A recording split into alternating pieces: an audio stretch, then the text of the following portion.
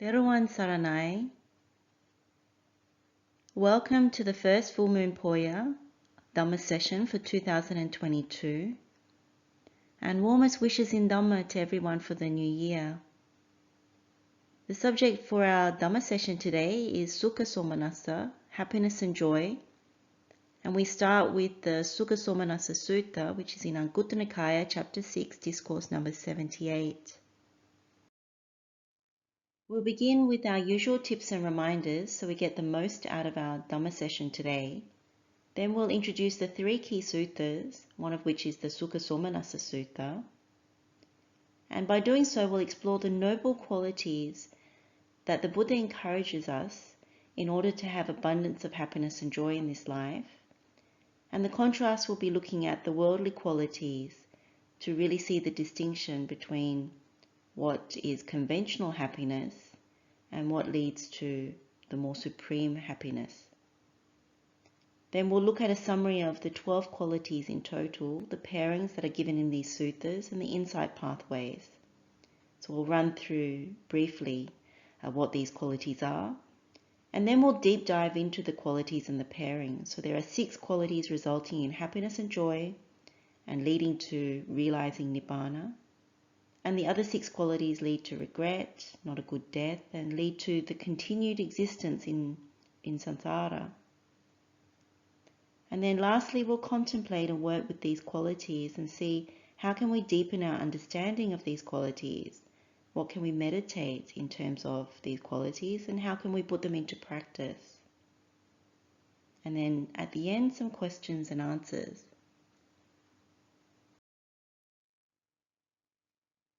Our tips and reminders for this session: keep an open mind when we listen to the Buddha's words and those of the noble arahants. Be okay with not understanding everything. And remember that we're all learners, trainees, trying our best to be suvacha, easy to instruct when we hear the Buddha's instructions. And apply yourselves to the Buddha's words, finding different ways to connect. And usually this is through using our own examples. And lastly, have good wishes for everyone who is on this session today, and good wishes to everyone that's helped us to be here today and to help us to walk this noble Eightfold path. So the subject of our Dhamma session today is happiness and joy. So the happiness and joy in our daily life, but in looking at Buddha Dhamma, this usually means the long-lasting supreme happiness and joy that comes from spiritual practice and the path and fruit of that practice. So we'll initially look at 3 short suttas to focus the mind on the Buddha's words, and also Venerable Sariputta, and then we'll explore how to understand, contemplate, and develop the qualities that the Buddha encourages and discourages. So this first sutta is the Sukhasomanassa Sutta, and it is in Anguttara Nikaya, chapter 6, discourse number 78. It's very short and succinct in terms of what the Buddha states are the 6 qualities that are important to possess. And they offer us so much when you really examine these qualities, the insight pathway and the direction in which it is pointing us towards.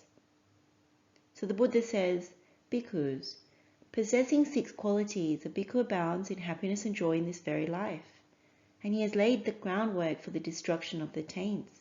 What 6? Here, a bhikkhu delights in the Dhamma, delights in development, delights in abandoning, delights in solitude, delights in freedom from affliction, and delights in non-proliferation. Possessing these 6 qualities, a bhikkhu abounds in happiness and joy in this very life, and he has laid the groundwork for the destruction of the taints. We will be deep diving into these qualities, but it's good to start off by briefly running through what the 6 qualities are in terms of that first teaching. So aramo usually translates as delights in, finds joy in, or pleasure in, and is fond of. So in all these qualities, the Buddha is saying pretty much to take delight in these wholesome things. So the first quality that the Buddha talks about is Dhammārāmo, so delighting in Dhamma. And what this means is that in order to delight in Dhamma, you have to be able to see the value in it. This is especially true when we take refuge in the Triple Gem, so we have confidence in the Buddha, the Dhamma, and the Noble Sangha. It's also when we have the right view, when we understand there is karma. That means that there is a result of our volitional activities. And when we have these things, we incline wholeheartedly towards the Dhamma. Happiness and joy arises from hearing the Dhamma, learning the Dhamma, practicing the Dhamma, and realizing and penetrating the Dhamma. The second one is delighting in development, bhavana ramo. So bhavana is the development, the mental development, cultivation and contemplation that the Buddha is teaching. When we delight in Dhamma, then we want to develop in accordance with the Buddha's teachings. And what we'll see when we take a closer look at this is it's more than the conventional idea of meditation. The Buddha was very clear about development being development of the way out of suffering, so the Noble Eightfold Path, and all the factors of enlightenment, so the Bodhipakya Dhammas. So you have the balas, the powers, the indriyas, which are the spiritual faculties, the establishments of mindfulness, so the satipatthana, bojjhangas, so the factors of enlightenment, the iddhipadas, the basis of spiritual power, right striving, so the sammapadana, and of course the Noble Eightfold Path, Arya-tangika Magga. So happiness and joy arises from this development. Then the third thing is delighting in abandoning, pahana ramo. So pahana we know as abandoning, giving up, removing. It is a very important part of developing the Noble Eightfold Path. When we understand what is kusala, what is wholesome and skillful, and when we understand what is akusala, unwholesome and unskillful, and making the effort to abandon or give up, reject what is unwholesome, the akusala, in order to walk and develop this Noble Eightfold Path. So the emphasis of the Buddha's teaching is putting effort, arousing energy, and striving to abandon. And it's not about indulging or allowing defilements to take hold or unwholesome qualities to fester and recur. It's really about seeing and realizing the importance of this particular aspect of the path. And so happiness and joy arises from abandoning what is unwholesome and developing what is wholesome. The fourth quality is delighting in solitude, paviveka ramo. So paviveka is solitude, seclusion, detachment, and even retirement. So in many ways, when you cultivate the Dhamma, develop the Noble Eightfold Path, you're looking at early retirement. And so the Buddha teaches about different kinds of solitude and seclusion. And so we'll look at some of those things when we deep dive into this quality. But really this quality is about solitude from the world and solitude from all the things that breed defilements, hindrances, and the wrong view. And so we are having solitude or seclusion from all the things that lead away from Nibbana. And so when we look at paviveka, it links to apiccatta santutti, and this is associated with being satisfied with little, easily satisfied, being content, enjoying simplicity. So you can see the link to delighting and abandoning because it makes a lot of sense. You let go of lots of worldly things that trouble the mind that are associated with craving. And so the more you've penetrated the Dhamma, the more you can see the downside of our predicament. True happiness comes from abandoning solitude, those sorts of things. And so the person that comes to mind that we've been looking at most recently is Gatikara the potter, that he was one who was satisfied with little and enjoyed solitude. And so we'll look at this a little deeper as we go on.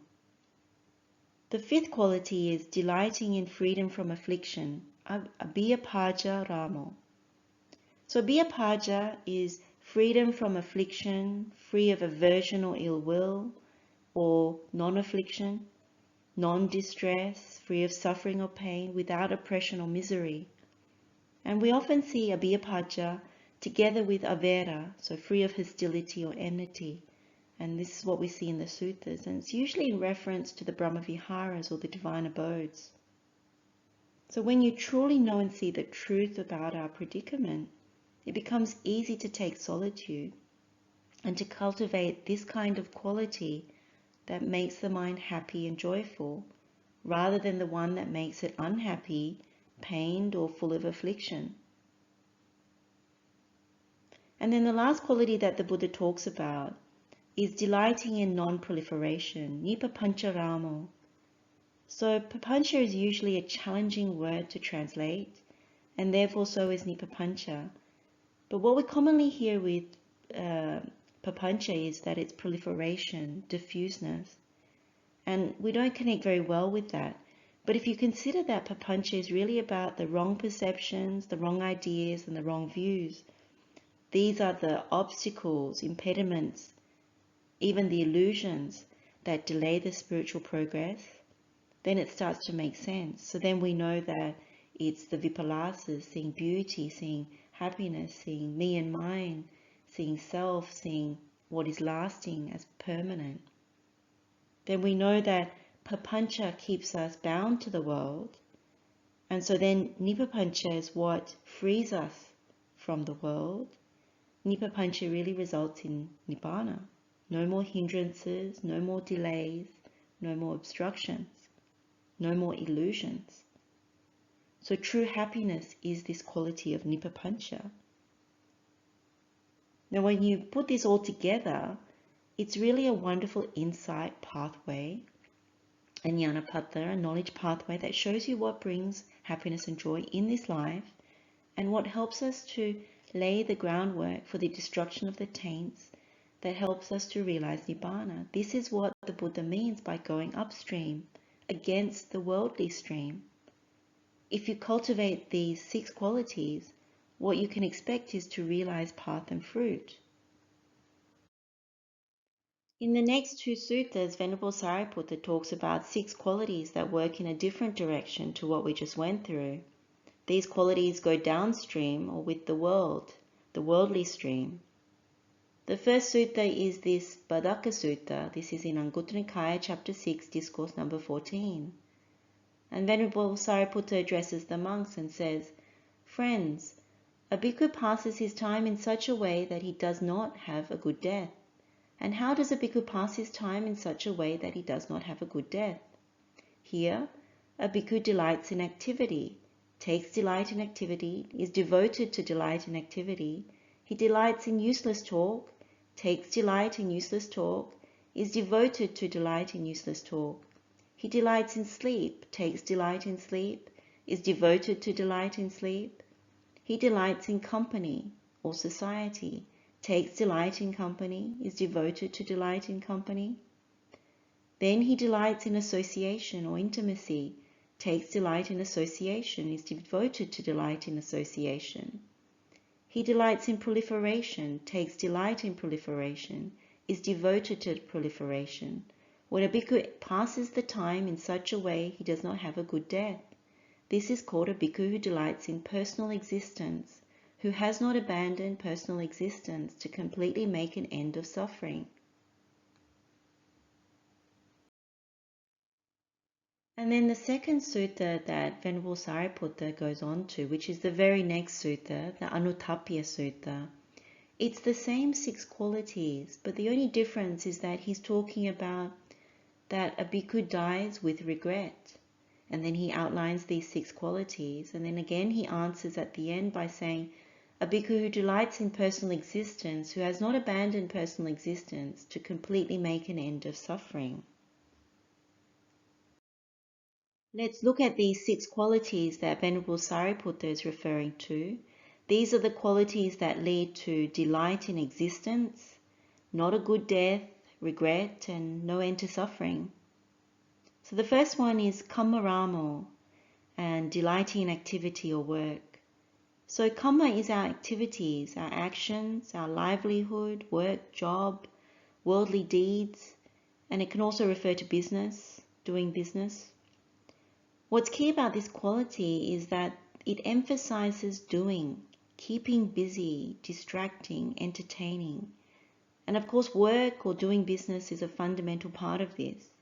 In conventional society, we are often defined by what we do. What is our skill, our profession, our job, our interests, our hobbies? When we meet up with people for the first time, they usually ask, what is it that you do? What's your job? So our sense of self is linked to what we do. Even when we go to work after the weekend, someone will say to us, oh, what did you do over the weekend? And usually the expectation is that you had a busy and fruitful weekend that was filled with activity. So it's a very worldly thing.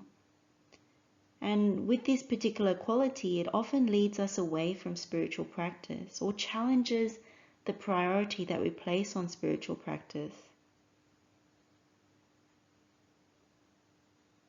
The second quality that Venerable Sariputta talks about is basaramo. So this is delighting in useless talk.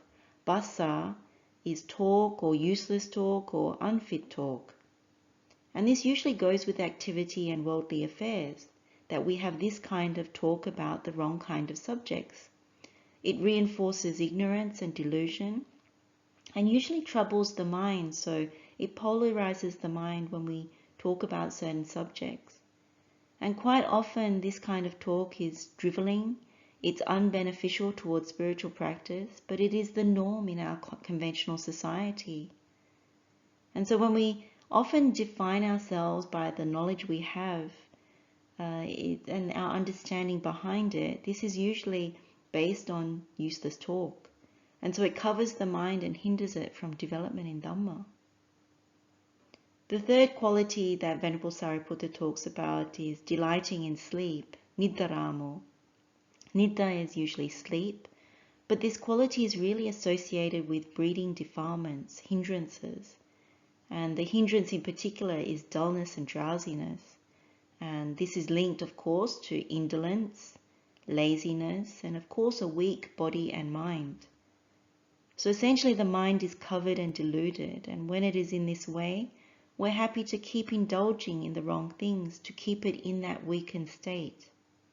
And so it's also linked to the previous two qualities of keeping busy and activity. Usually that also wears us out. And same with talking. If we talk all the time and have these lengthy discussions about topics which are very worldly, then you end up having this quality of niddaramo. Then the fourth quality that Venerable Sariputta refers to is sangha-nikaramo, so delighting in company or society. So sangha-nika is society, groups, company. So this is largely around keeping company, socializing, networking, and that sort of thing. Again, a very, very worldly thing. Usually it's about building up our networks and groups, which is part of conventional life. Who you know and who you keep company with is seen as important. And so we spend a lot of time on this. It's another thing that reinforces a sense of self, or a sense of what is our status in the world. And it can be also a very frivolous thing. It's linked again to these other earlier qualities. The fifth quality that Venerable Sariputta talks about is delighting in association or intimacy, sansaggaramo. So sansagga is contact, association, intimacy, closeness, connecting. When we socialize, we keep company with groups, and so this is what develops from there. What we are conditioned to cultivate is closeness, intimacy. And so when we've had our Dhamma session, if you remember on Haladikani Sutta, we looked at renunciating the world, we covered a lot of this because it's associated with taking delight in the world, building attachments, strengthening our links to community, to country, and so on. These are the things that bind us to the world, whether we're conscious of it or not. And then the last quality is delighting in proliferation, papancharamo. So when we understand the first 5 qualities, you start to see how much we value these wrong things. And so these are the things that bind us to samsara, continued existence.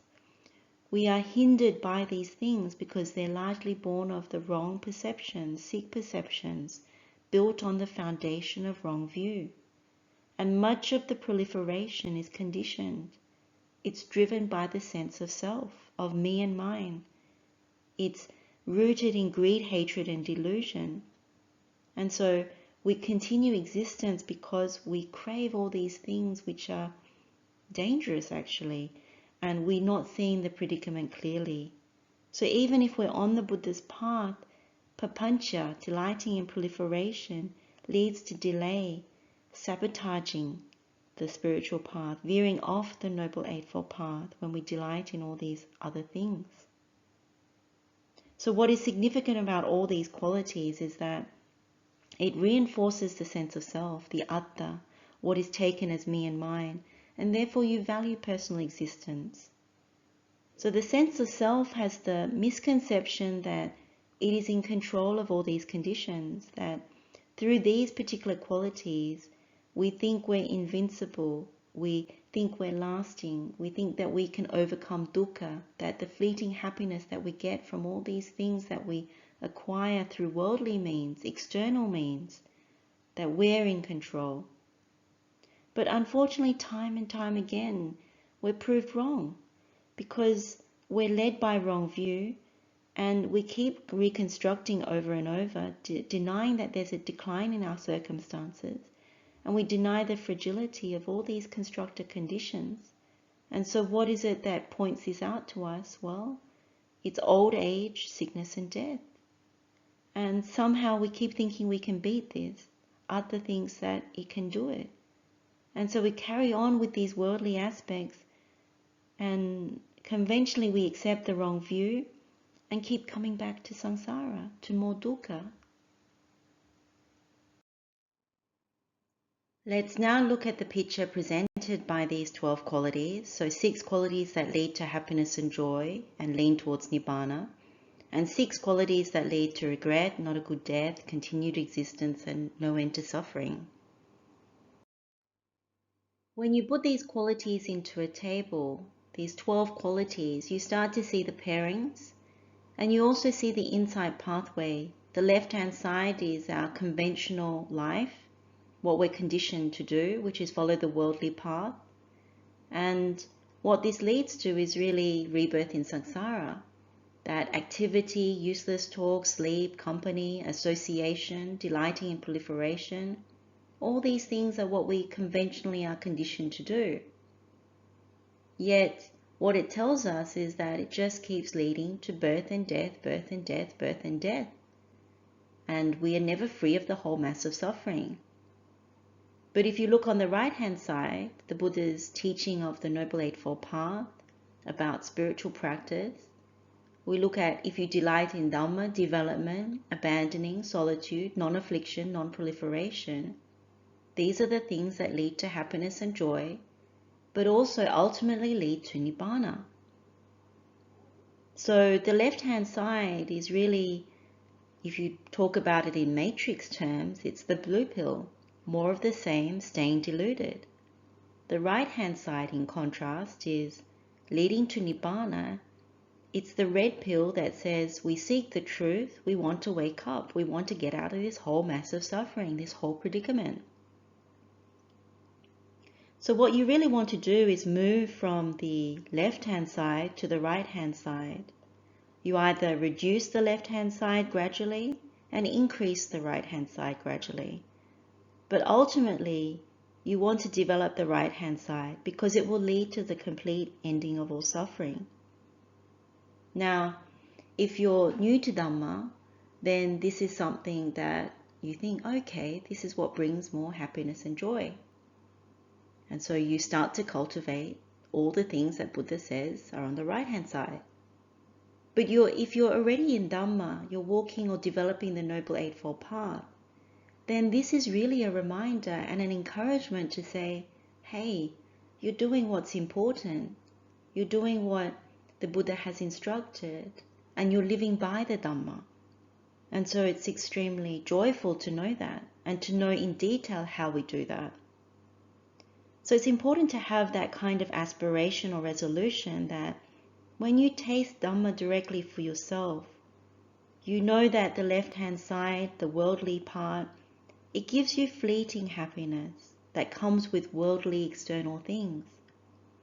But when you taste the Dhamma for yourself, if you develop path and fruit, then you know that actually the right-hand side is going to bring more long-lasting happiness and fulfillment.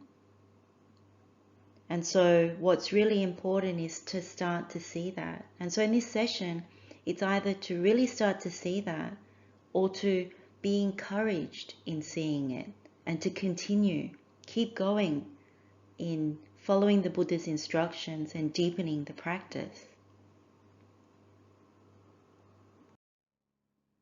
And just one point before we go into the deep dive into these qualities, it's really to ask the question, at the end of your life, after you've done all these external things in the world, building a family, having a good job, being well educated, all those sorts of things, at the end of your life, the question to ask is, what will happen?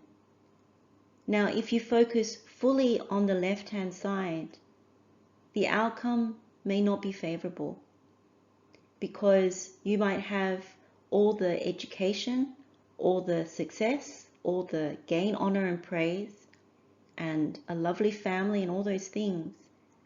But at the point of death, if you haven't done anything towards the Dhamma path, then you might find yourself reborn in a lower realm.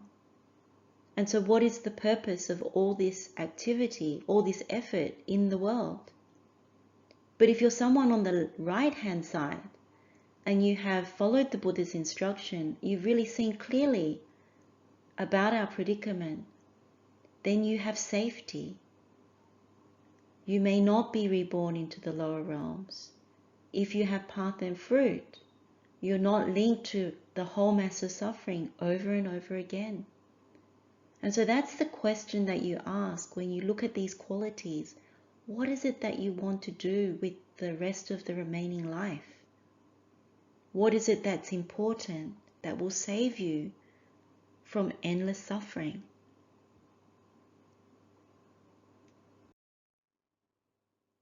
Let's now deep dive into each of the qualities to understand this Dhamma a bit better and to contemplate the pairings as well. Let's look at the first pairing, which is delighting in non-Dhamma versus delighting in Dhamma. So the first one keeps you busy, occupied, with little or no time or inclination to understand our predicament, to know what is right view. And the other is about awakening, not wasting any more time than is necessary to find the way out of suffering. Now, what's very evident about this is that if you've tasted the Dhamma, you realize it never has a bitter aftertaste.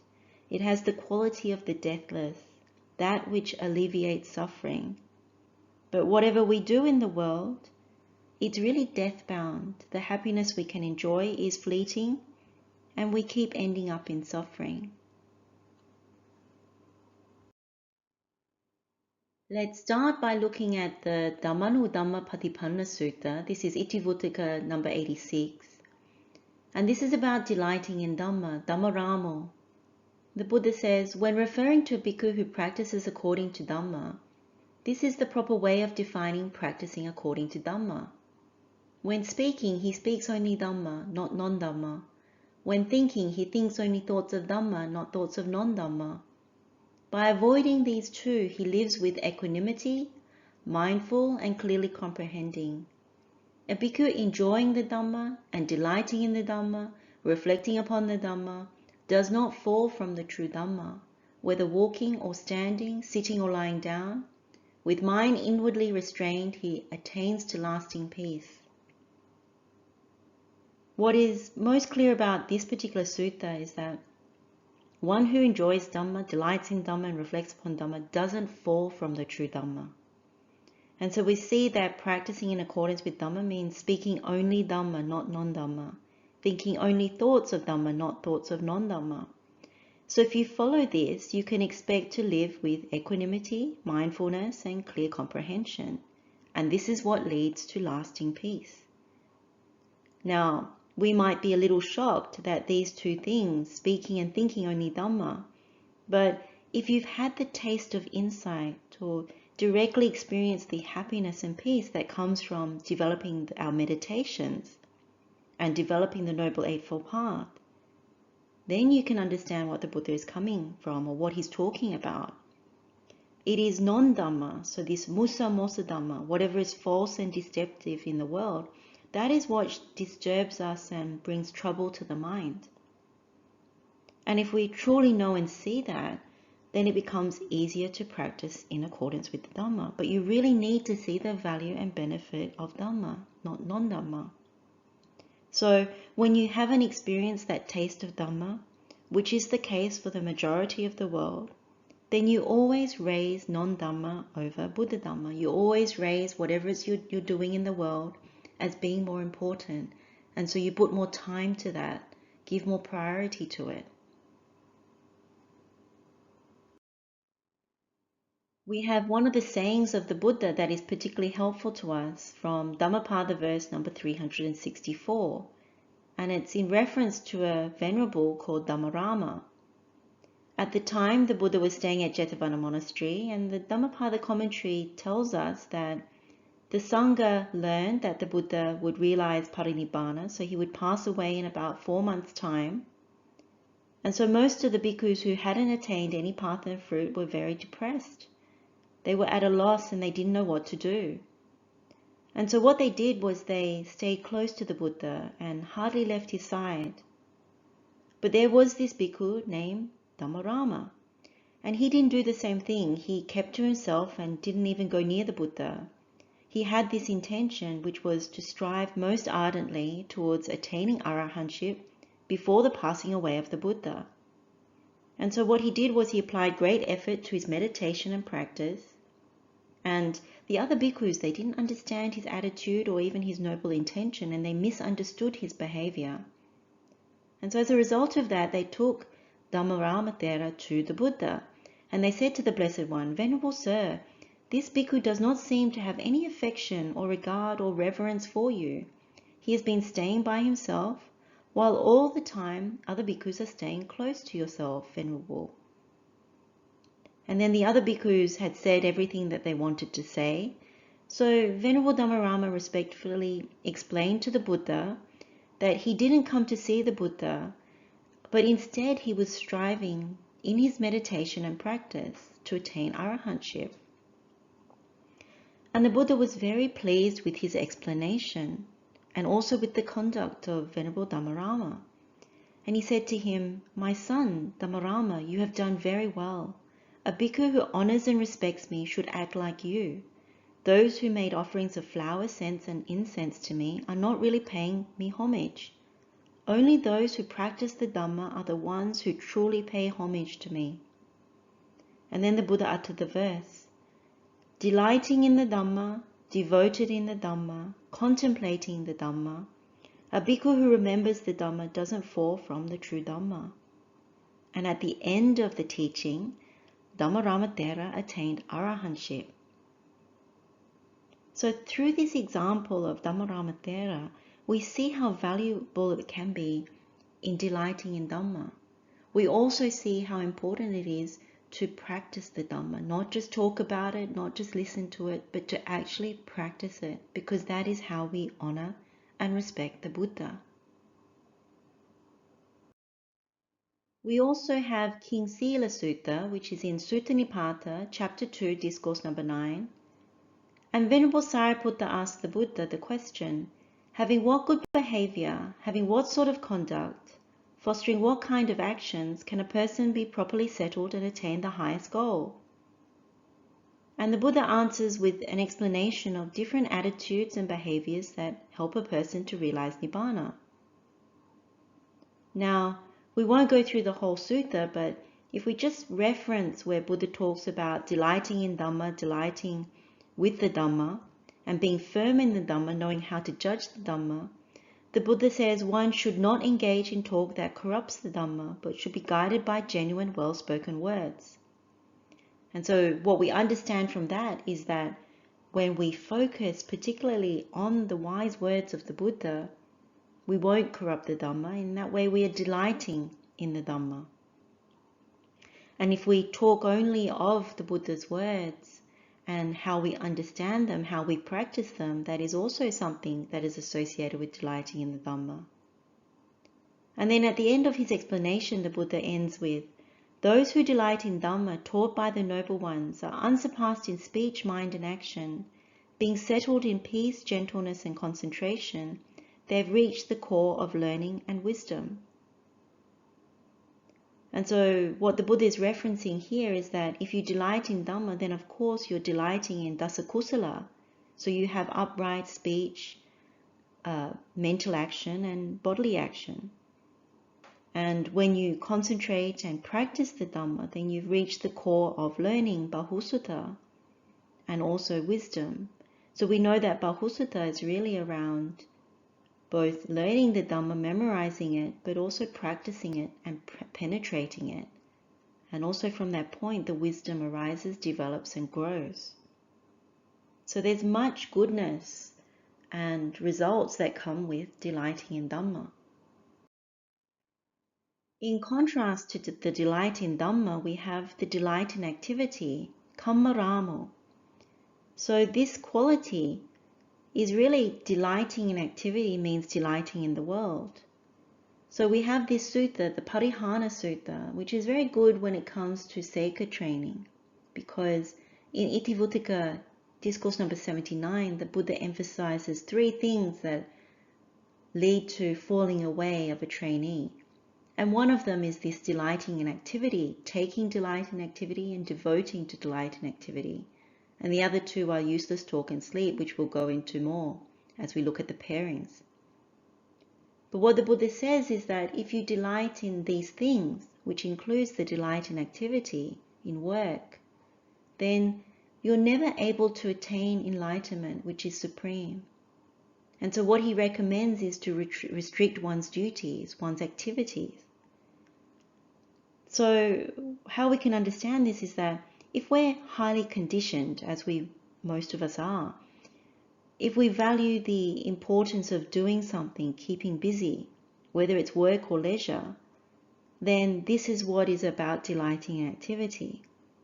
But predominantly it's about work, so because that gives us our place in the world, our contribution to work is our sense of worth. It's linked to activity, doing business, being successful in our professions or jobs or trades. But outside of work, we can also fill up our schedules with so many different things that revolve around activities with our family, our friends, our colleagues, and various groups of people. And so that leaves us with very little time for Dhamma. And usually when you think about activities and work, we end up wearing ourselves out, very tiring. And so when you're too tired from all the activity, where is the energy for the Dhamma? Where is the energy to hear the Dhamma, the inclination to practice the Dhamma, to penetrate the Dhamma? But unfortunately, the world, it doesn't conventionally endorse people who literally do nothing. So if you take the example of just sitting quietly in one spot, you don't have to wait for long for someone to say to you, why aren't you doing something? And if you're happy to stay still, they don't understand that. They think that you're not productive, that you're not active, you're not functional, and they start to belittle you. Now, meditation and things of that nature are starting to become a bit more socially acceptable.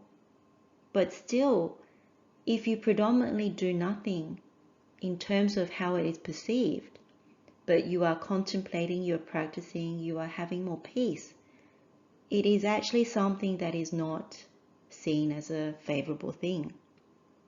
Because there's a force in society that overtly or even subliminally encourages us to always aspire to keep busy, to do something useful with ourselves. But that doesn't automatically fit with Dhamma or spiritual practice.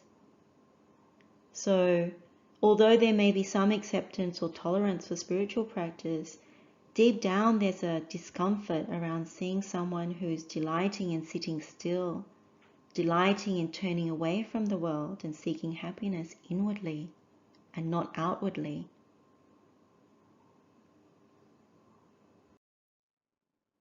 We can also reference the Untitled Sutta, which we've examined before. This is in Anguttara Nikaya, chapter 6, discourse number 52. And if you remember Brahman Janusoni, he had a number of questions for the Buddha about the wish, the quest, the determination, inclination, and the final goal of different groups of people, from ruling elite, householders, women, thieves, Brahmins, and then also samanas, ascetics. And so in relation to householders, the Buddha's answer is wealth Brahman is the wish of householders, their quest is for wisdom, their skill is their determination, their work or business is their inclination, and their final goal is to complete their work. So when you look at what the Buddha says, you can see that skill, activity is fundamental to householder life. And the final goal is being successful in these things. You know, achieving the highest position, highest earnings, the best reputation, status, and being ultimately successful. But when you contrast this to the ascetic, the samana, their final goal is to realize nibbana. And on this spiritual path and practice, virtuous behavior is their determination, and their inclination is nothing at all. So as lay people, what we practice is to move closer towards the samana in terms of our spiritual path and practice, because we know it's beneficial in order to do so. And our intent changes from completing our work to the goal of realizing nibbana as well. So when Dhamma is the priority, the sense of self that we work towards in terms of the worldly sense, we start to practice anatta on the Buddha's path. So instead of prioritizing and going hard at these external worldly goals, we put them in the right place.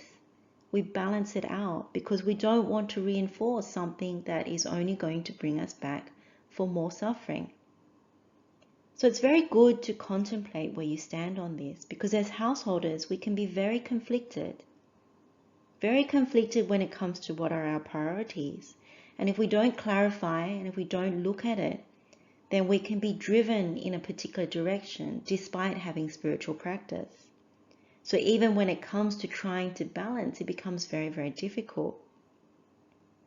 But if you really penetrate this pairing, you can understand that the Noble Eightfold Path, it's about relinquishing.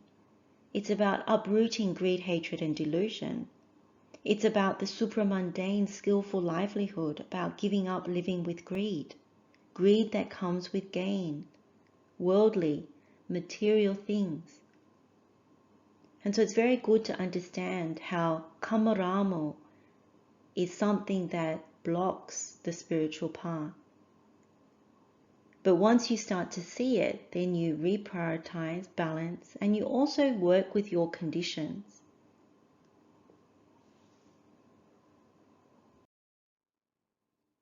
We also have this verse from Venerable Mahakachana where he references that one should not do too much work because you miss the goal that brings happiness. And that when you know the defilement of seeking respect and veneration from the world, it's a dart that's difficult to extract. And you find it very, very difficult to give up.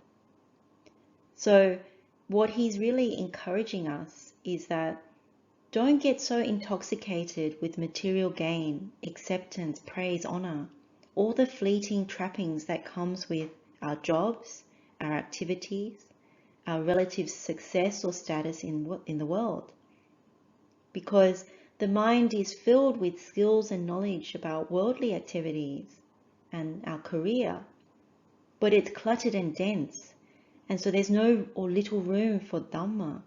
And Dhamma is the one that brings the real fruit, the real long-lasting happiness and joy, and which removes our link or our bond to suffering. Let's now look at the second pairing, which looks at the delight in useless talk versus the delight in development. And what we know is that the taste of development, the taste of the fruits of the meditation, and developing the wholesome, these are the things that will alleviate suffering, that they will bring more happiness and joy. Whereas non-Dhamma or useless talk about the world, about all these various things, they disturb the mind, they keep it deluded, and suffering increases, not declines, and so as the decline in virtue. So useless talk is what hinders or blocks development. We can reference the Ariyavamsa Sutta in Anguttara Nikaya chapter 4, discourse number 28 when it comes to delighting in development. The Buddha is very clear that when you find delight in development, are delighted with development, and you don't praise yourself and belittle others as a result of it, you're a person that is skillful in development. You're diligent, you have mindfulness and clear comprehension. And so you're said to be standing on the ancient, primal, noble lineage, Ariyavamsa. And he goes on to say that discontent does not vanquish the wise one, for the wise one is not vanquished by discontent. The wise one vanquishes discontent, for the wise one is a vanquisher of discontent. A very good way of understanding development, this bhavana, is to understand what the Buddha is called, which is bhavitatto, the fully developed one. So when we talk about the Buddha, he was known as the fully developed one because unlike the other disciples who are in training, Seka Savaka, like all of us, he's fully developed the 37 factors of enlightenment. But he's also termed someone who has developed the body, so bhavita kayo, developed moral conduct, bhavita silo, developed the mind, bhavita citto, and developed wisdom, which is bhavita panyo. And so when he has the 37 factors of enlightenment, this also includes the 4 foundations of mindfulness, the satipatthana. He's developed the 4 right efforts, which is the sammapadana. He's developed the 4 bases of spiritual power, the iddhipadas. He's developed the 5 spiritual faculties, which is the indriyas. He's developed the 5 powers, which are the balas. And he's developed the 7 factors of enlightenment, bojjhangas. And in this way, he's abandoned the taints and he's penetrated the unshakable truth. He's realized cessation, extinguishment. So development is really about this. We develop in this way the Bodhipakya Dhammas. When we talk about meditation in the Buddha's teaching, we are really talking about this kind of development. We develop the Bodhipakya Dhammas, which includes the Noble Eightfold Path. And so we're talking about 4-fold development. Development of the body, which entails right action and right livelihood. Development of virtue, which is right speech and right effort. And development of mind, which is right intention and right concentration. And lastly, development of wisdom, which is right view and right mindfulness. And what the Pethakopadesa says is that when you have this 4-fold development, 2 ideas come to fulfillment through the development of mind and wisdom. The first is calm, which is samatha, and this is through development of the mind. And insight, vipassana, comes through the development of wisdom. So you can see how the whole of the Buddha's path comes together with the Noble Eightfold Path. And along with that comes the development of the other factors of enlightenment. This is what development is all about. This is what meditation is all about. And so when we go to the Bhavana Sutta in Anguttara Nikaya chapter 7, discourse number 71, you see this same emphasis on the development of the Bodhipakya Dhammas. And what's really interesting about this particular sutta is that even if you're not intent on development, but you have developed the Bodhipakya Dhammas, then you will be liberated, is what the Buddha says. So in the first instance, the Buddha says, if you're not intent on development, and even if you have the wish, may my mind be liberated from the taints by non-clinging.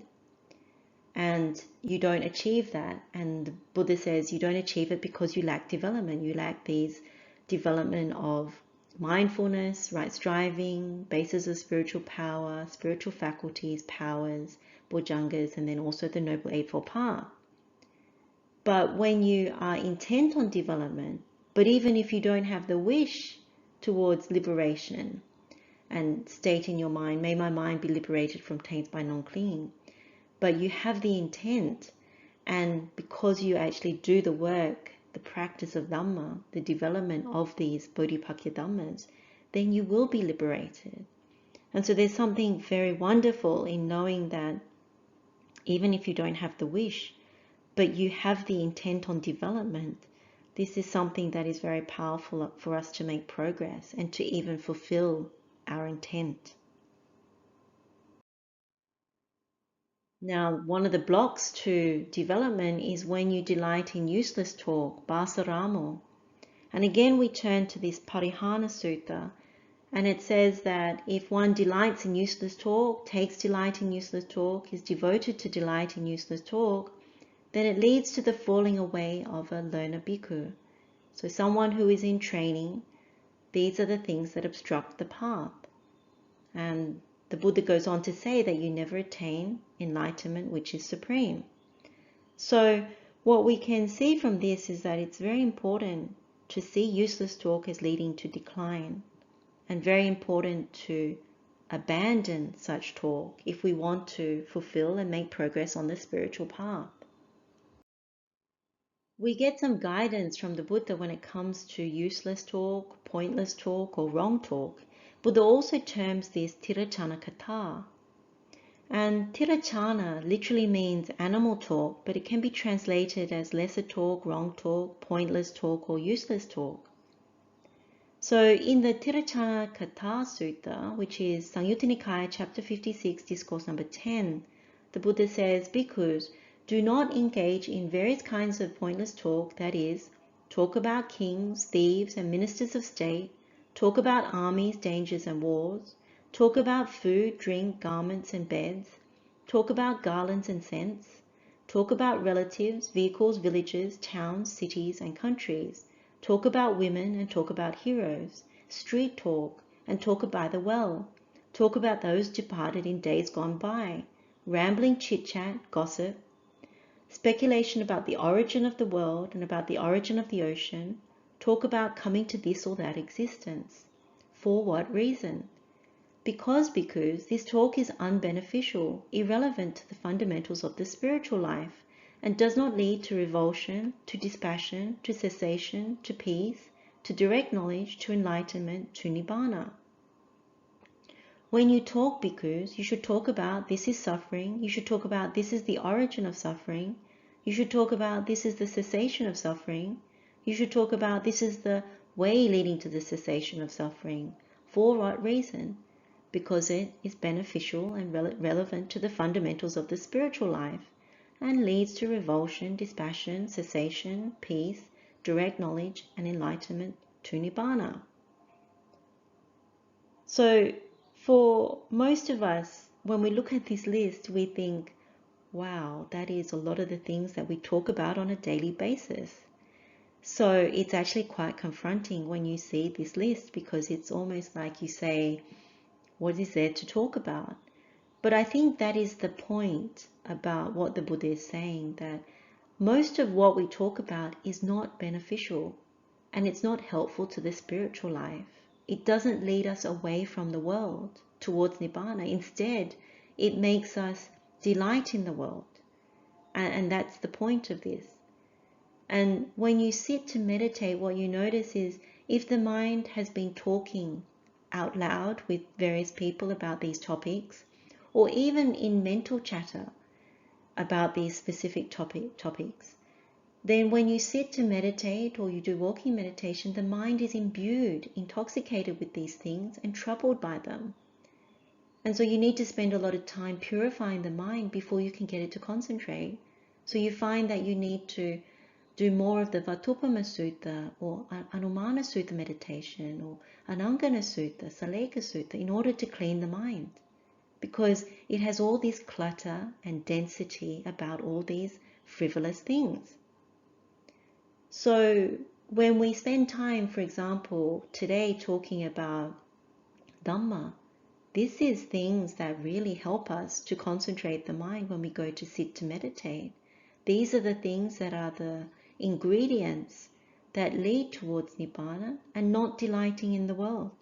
And so you can see the clear difference in that. Essentially, the Buddha is saying that all this talk about non-Dhamma is rooted in greed, hatred, and delusion. And so the more you have this kind of talk, the more the path is obstructed. And so what's really good is to do a personal audit of oneself.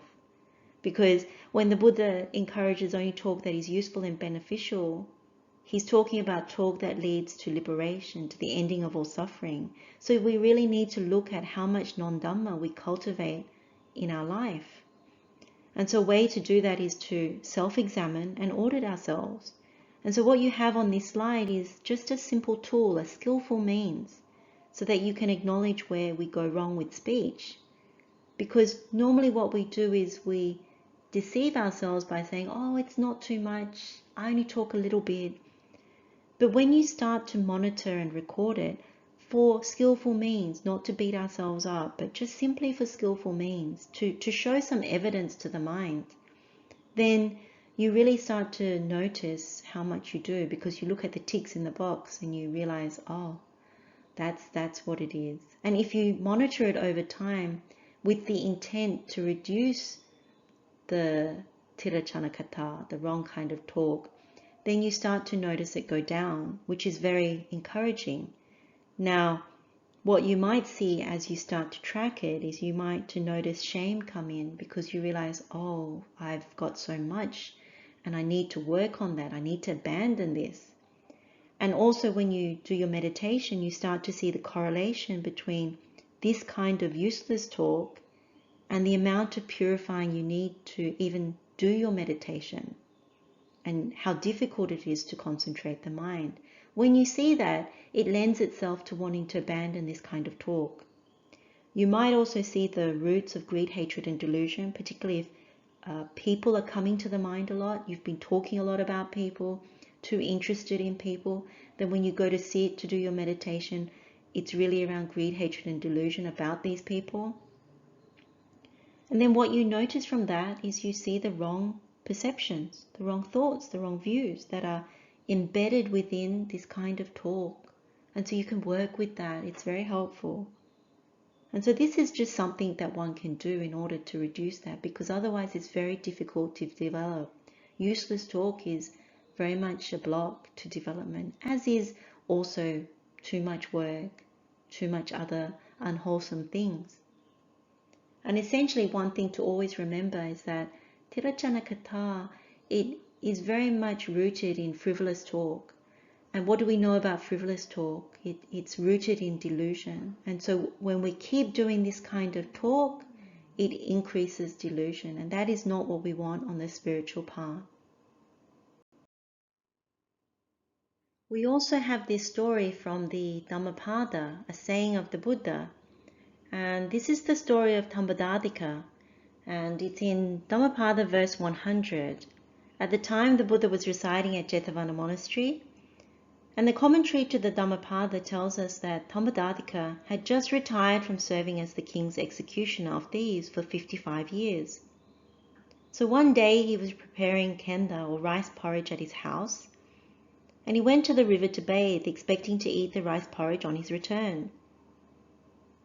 And when he returned and he was about to have the kenda, Venerable Sariputta, who had just arisen from deep concentration, was at his doorstep. And seeing Venerable Sariputta there at his doorstep, Tambadadika thought to himself, throughout my life I have been executing thieves. Now I should offer this food to the Thera. And so he invited Venerable Sariputta to come in, and he respectfully offered the rice porridge. Now after the meal, Sariputta Thera taught him the Dhamma, but Tambadadika couldn't pay attention because he was agitated recollecting all his work as an executioner. And when Venerable Sariputta discerned this, he decided to ask Tambadadika whether he killed the thieves because he wished to kill them, or because he was ordered to do so. And Tambadadika answered that he was ordered to kill them by the king, and that he had no wish to kill. Then Venerable Sariputta asked, if that is so, would you be guilty or not? And so Tambadadika, after pondering the question, he concluded that he was not responsible for the evil deeds because he wasn't guilty.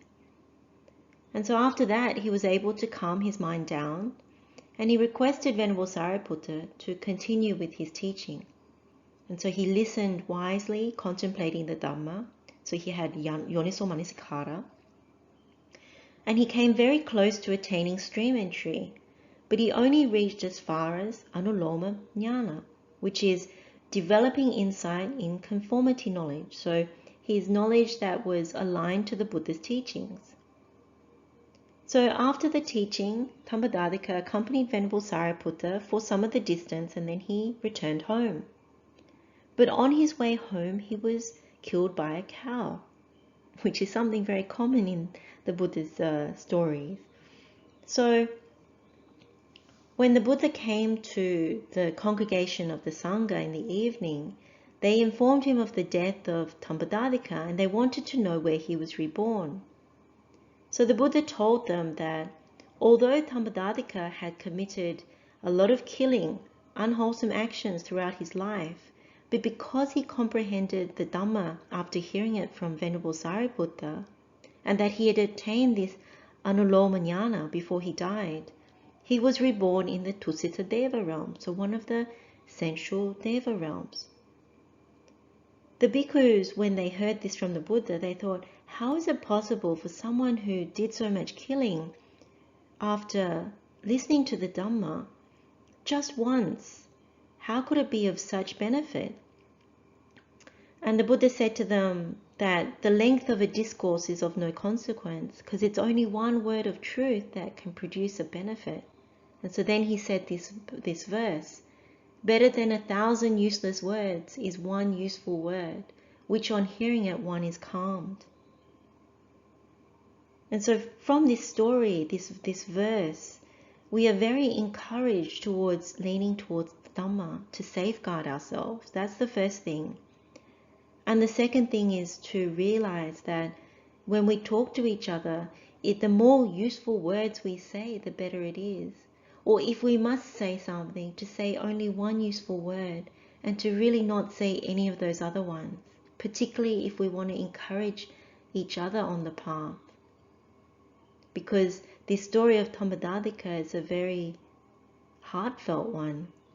When we make effort towards this kind of development, even in our speech, then we also know that right speech is associated with Chitta Samadhi. So this is part of Bhavita Sila.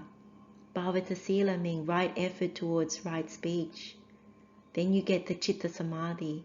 You get the Samadhi that comes with the mind. And so this is something very powerful about the Buddha's teaching on this, and very much to reduce the amount of useless words.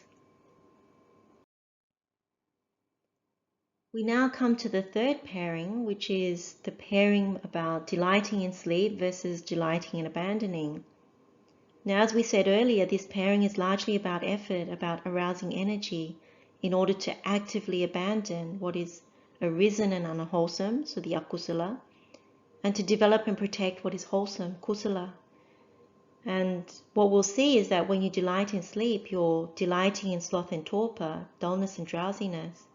And when you do that, you really see the mind sink, and you see the body get very lethargic. And because of this, you incline towards indolence, laziness, inertia.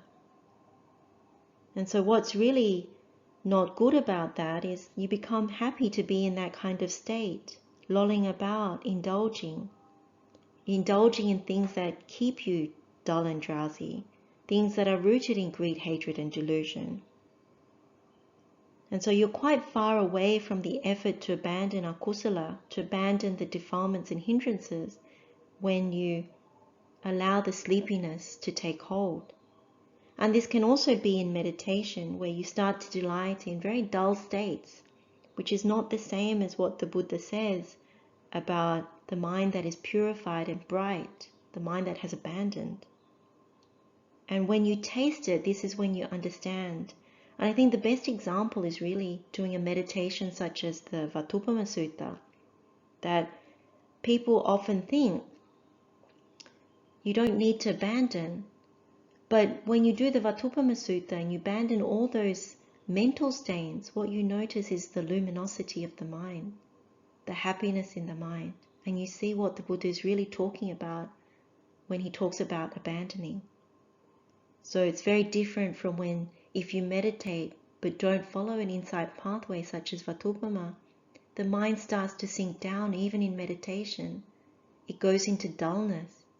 And that is very different from the mental state that the Buddha talks about when you lift it up. The mind is bright, alert, spacious, and very, very concentrated, very different. So again, we can reference this Ariyavamsa Sutta. We spoke about this before when we talked about finding delight in development. Here the Buddha also says, alongside development, you find delight in abandoning, And this is connected because when you develop the meditations, as with the example we just spoke about Vatupama Sutta, you do develop the abandoning, and that is what brings the luminosity in the mind and the concentration of the mind. And so when you are able and skilled at doing this, you don't raise yourself up and belittle others, but you become skillful in this kind of practice, and you become very diligent, mindful, and clearly comprehending. And so you are standing on this Ariyavamsa. So what's really important is to see that development and abandoning, so bhavana and pahana, they go hand in hand.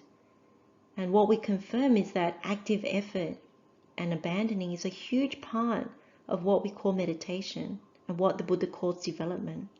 And so this is the Ariyavamsa, when you delight and practice these two together. We can also look at the Mahachattārisaka Sutta. This is Majjhima Nikaya, Discourse number 117. And this is largely about developing right concentration and how one needs to activate the Noble Eightfold Path, which begins with right view, gets activated with right effort, and right mindfulness circles around that. So if we take some of the sayings from this sutta, the Buddha says, one makes an effort to abandon wrong view and to enter upon right view. This is one's right effort. One makes an effort to abandon wrong intention and to enter upon right intention. This is one's right effort. One makes an effort to abandon wrong speech and to enter upon right speech. This is one's right effort. One makes an effort to abandon wrong action and to enter upon right action. This is one's right effort. And then the Buddha says, one makes an effort to abandon wrong livelihood and to enter upon right livelihood. This is one's right effort. But if we just take the view, for example, the Buddha says, one makes an effort to abandon wrong view and to enter upon right view. This is one's right effort. Mindfully, one abandons wrong view. Mindfully, one enters upon and abides in right view. This is one's right mindfulness.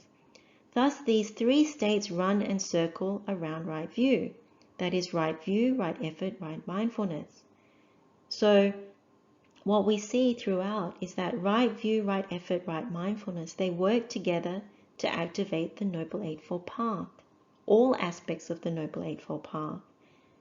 And so you can see from the teachings in this particular sutta that we have to respect the abandoning of the wrong qualities of the path in order to enter upon the right ones. And so abandoning plays a very, very key part of this. As we can see, a central part of the Buddha's teaching is to actively abandon what is unwholesome. And we see this in many places throughout the suttas. One particular place is this Adhikaranavagga, Anguttara Nikaya, chapter 2, discourse number 19. And the Buddha says, Bhikkhus, abandon the unwholesome. It is possible to abandon the unwholesome. If it were not possible to abandon the unwholesome, I would not say, Bhikkhus, abandon the unwholesome. But because it is possible to abandon the unwholesome, I say, Bhikkhus, abandon the unwholesome. If this abandoning of unwholesome led to harm and suffering, I would not tell you to abandon it. Because abandoning of unwholesome leads to welfare and happiness, I say, Bhikkhus, abandon the unwholesome. And so with this, it's very important to heed the Buddha's words, because sometimes you hear people say that it's too difficult to abandon the unwholesome. You hear lay people, monastics, sometimes in the teachings, they actually say there's no point to it. It's like cleaning something that cannot be cleaned. But as you can see from this brief statement of the Buddha says it's very beneficial and it is possible, and it leads to welfare and happiness. So this is something to always remember, to always make sure that abandoning is a central part of one's practice.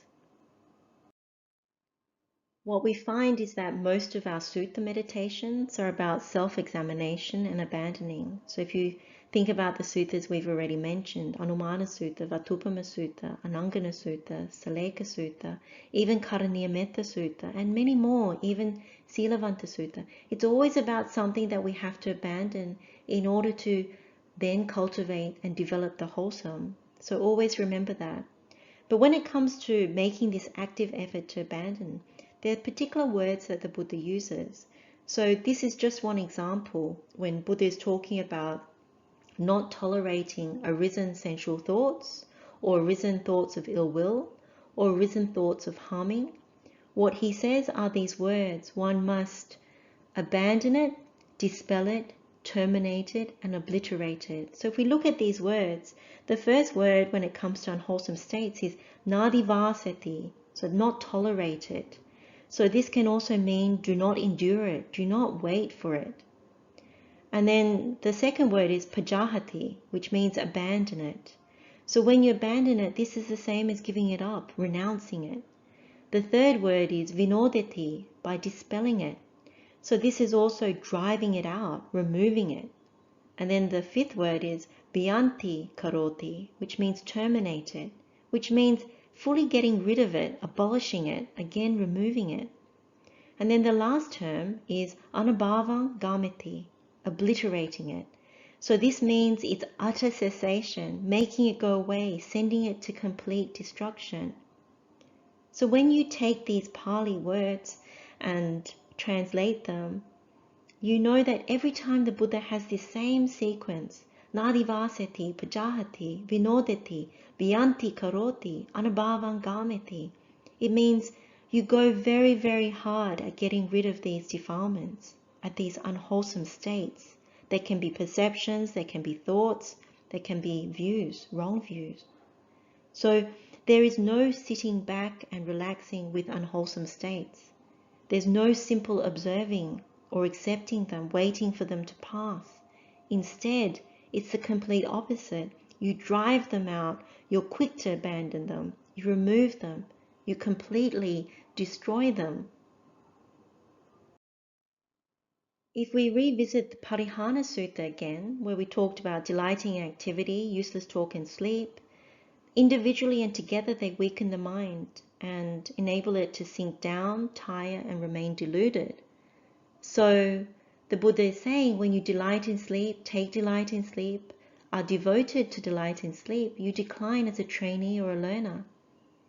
And the encouragement is to give up this sloth and torpor, give up the restlessness, give up all these things that are restricting us, including the activity, because otherwise we won't realize path and fruit, we won't realize nibbana.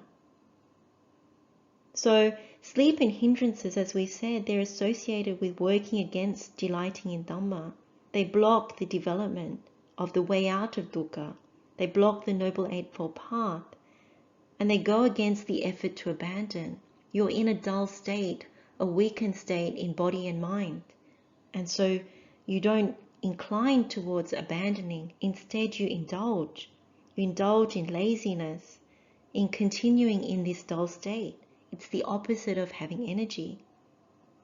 And we also know that hindrances fuel ignorance. And so it's very important not to allow these things to take hold. The more you indulge in hindrances, defilements, and you make them a habit, then you are increasing ignorance. And this is the opposite of what the Buddha teaches as the spiritual path. In order to be more wakeful, jagriyang, we can't afford to delay. You can't afford to let the guard down. Otherwise, you sabotage the path. You veer off. And the Buddha is very direct when it comes to this particular quality. He likens it to a fattened hog. And we get this from the Pasenadikosalavatthu, if you remember this Dhammapada verse number 325. And the Buddha doesn't beat around the bush. His simile is very direct. He says, when drowsy and eating too much, gluttonous, sleeping, lying and rolling about like a fattened hog, nourished on fodder, the dullard or fool comes to the womb again and again. And so the important thing to remember is that when you keep indulging in sleep, in eating too much, in all these other qualities of indulgence, you're bound for the mother's womb. What he's saying is that the mind is so weakened, you aren't able to activate the Noble Eightfold Path. And you are basically bound to birth and death, birth and death, birth and death. So no good thing comes from that. And if you remember that we usually give excuses when it comes to this kind of dullness, weakness, and indolence, the things that lead to laziness. If you remember the Untitled Sutta, Anguttara Nikaya, Chapter 8, Discourse number 80, these are the kinds of excuses that we go through because we don't want to abandon hindrances or unwholesome states. Now, it may not be so obvious to us when we're making these excuses, but really out of dullness and drowsiness, maybe even tiredness, we simply make an excuse. And so these, without going too deeply into this sutta again, these are the types of excuses we give around doing work or having done work, about to make a trip or have made a trip, or have been busy getting food or about to, or some kind of illness. So there are many grounds or excuses that we give in order not to come and practice, not to come and abandon the unwholesome. So the danger in all of this is you become accustomed to the habitual nature of the weakened state. So you're happy to indulge, to intoxicate the mind, keep it dull. So the excuses or the what reverberates in the mind is, I have plenty of time, or it doesn't matter, or I can't be bothered, or you believe that you don't care, or you even say it's better to live like this, to sit in front of the telly, or to keep going on holidays, or there's no need to abandon anything of this nature. And the important thing is, other than seeing that this is a dire situation, most of us, originally we have the wrong view, and so you don't see certain things as a dull state. So even in spiritual practice, you could be meditating in some kind of dull concentration where you're covered or blocked. You're almost in some kind of very dull trance. But this is very different from what the Buddha teaches. It's very important to know the distinction. The path and fruit, or even the blessings of the mental absorptions that the Buddha talks about, they really make the body come alive initially. When you first enter the jhanas, the body feels like a heightened alertness. There's no tiredness in the body. When you go deeper into the jhanas, the mind then gets very alert. It experiences a lot of rapture and then happiness. And then only then does it drop into a very concentrated state. And you may not even feel the body after that.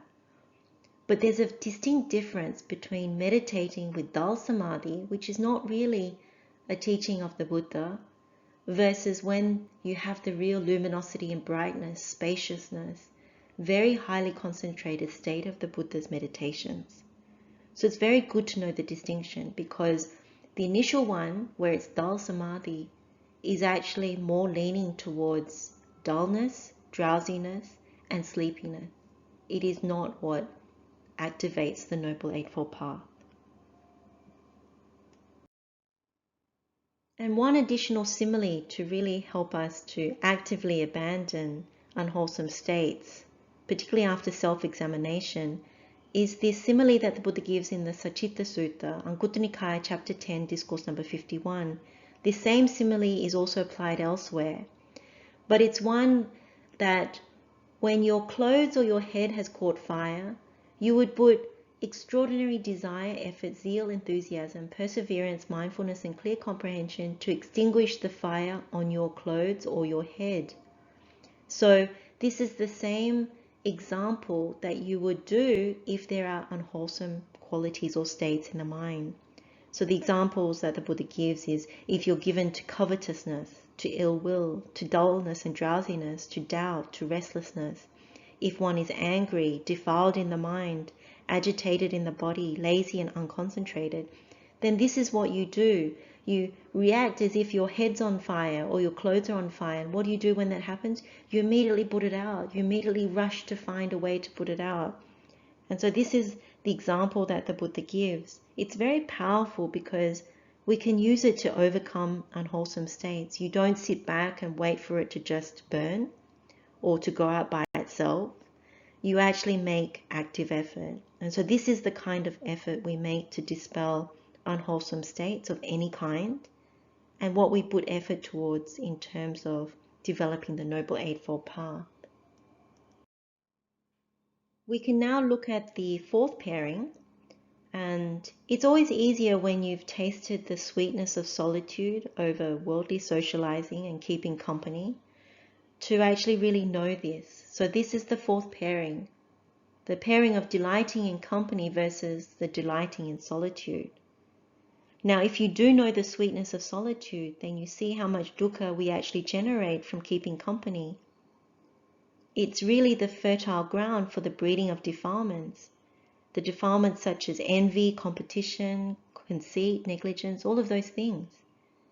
In contrast, what we find is that solitude, it cuts one's ability because it's really, you wisely steer clear of those situations. And so you don't go towards the world, you renunciate the world in order to not breed defilements, to have the ability to go toward letting go of sensual pleasures, letting go of unwholesome states, developing the mind.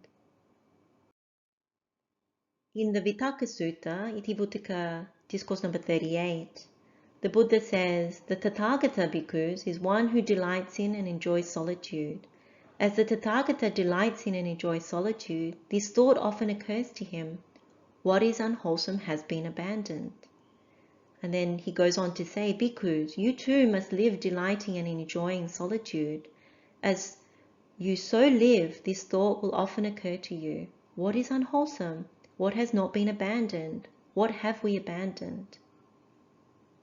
And so what we can see is that one of the prerequisites for solitude is abandoning. That solitude is really seclusion,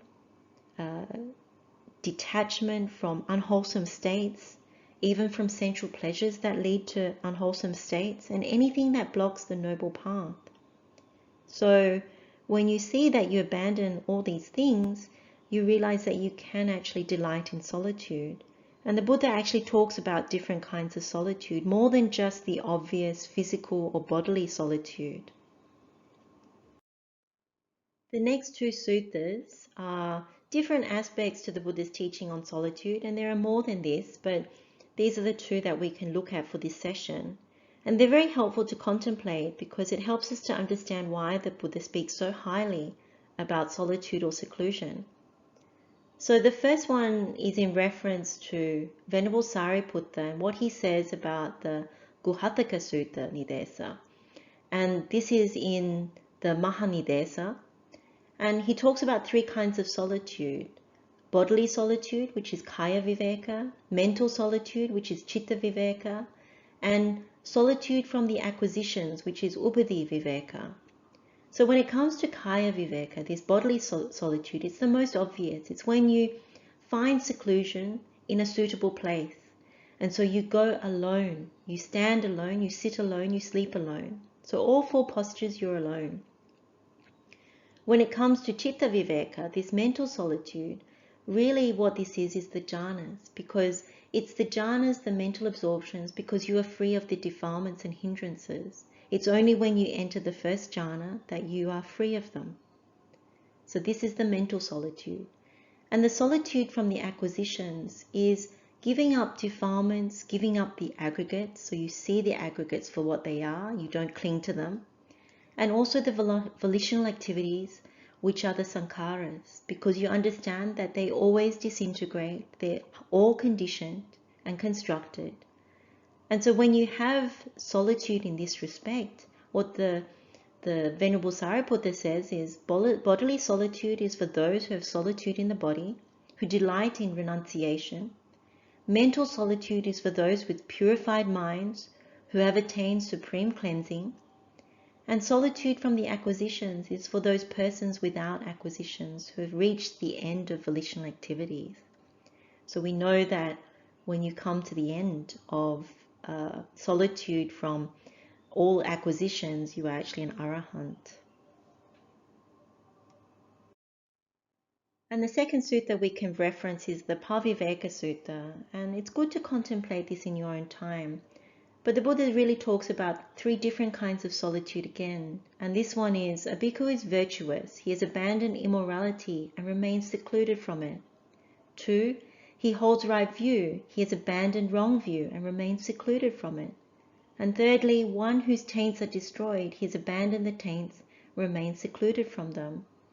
So in this particular sutta, the Buddha is talking about solitude from immorality, solitude from the wrong view, and solitude from the taints.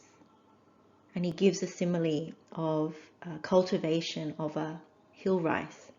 So this is again another way of looking at it. But in both those suttas, the Buddha is really talking about seclusion from unwholesome states and anything that binds you to samsara, and ultimately you keep cultivating it until you attain path and fruit and ultimately realize nibbana. Quite often lay people believe that the Buddha only taught about solitude for the monastics. And what we can see from just understanding a little better about solitude, that solitude is not just physical solitude, but more than that, particularly about unwholesome states.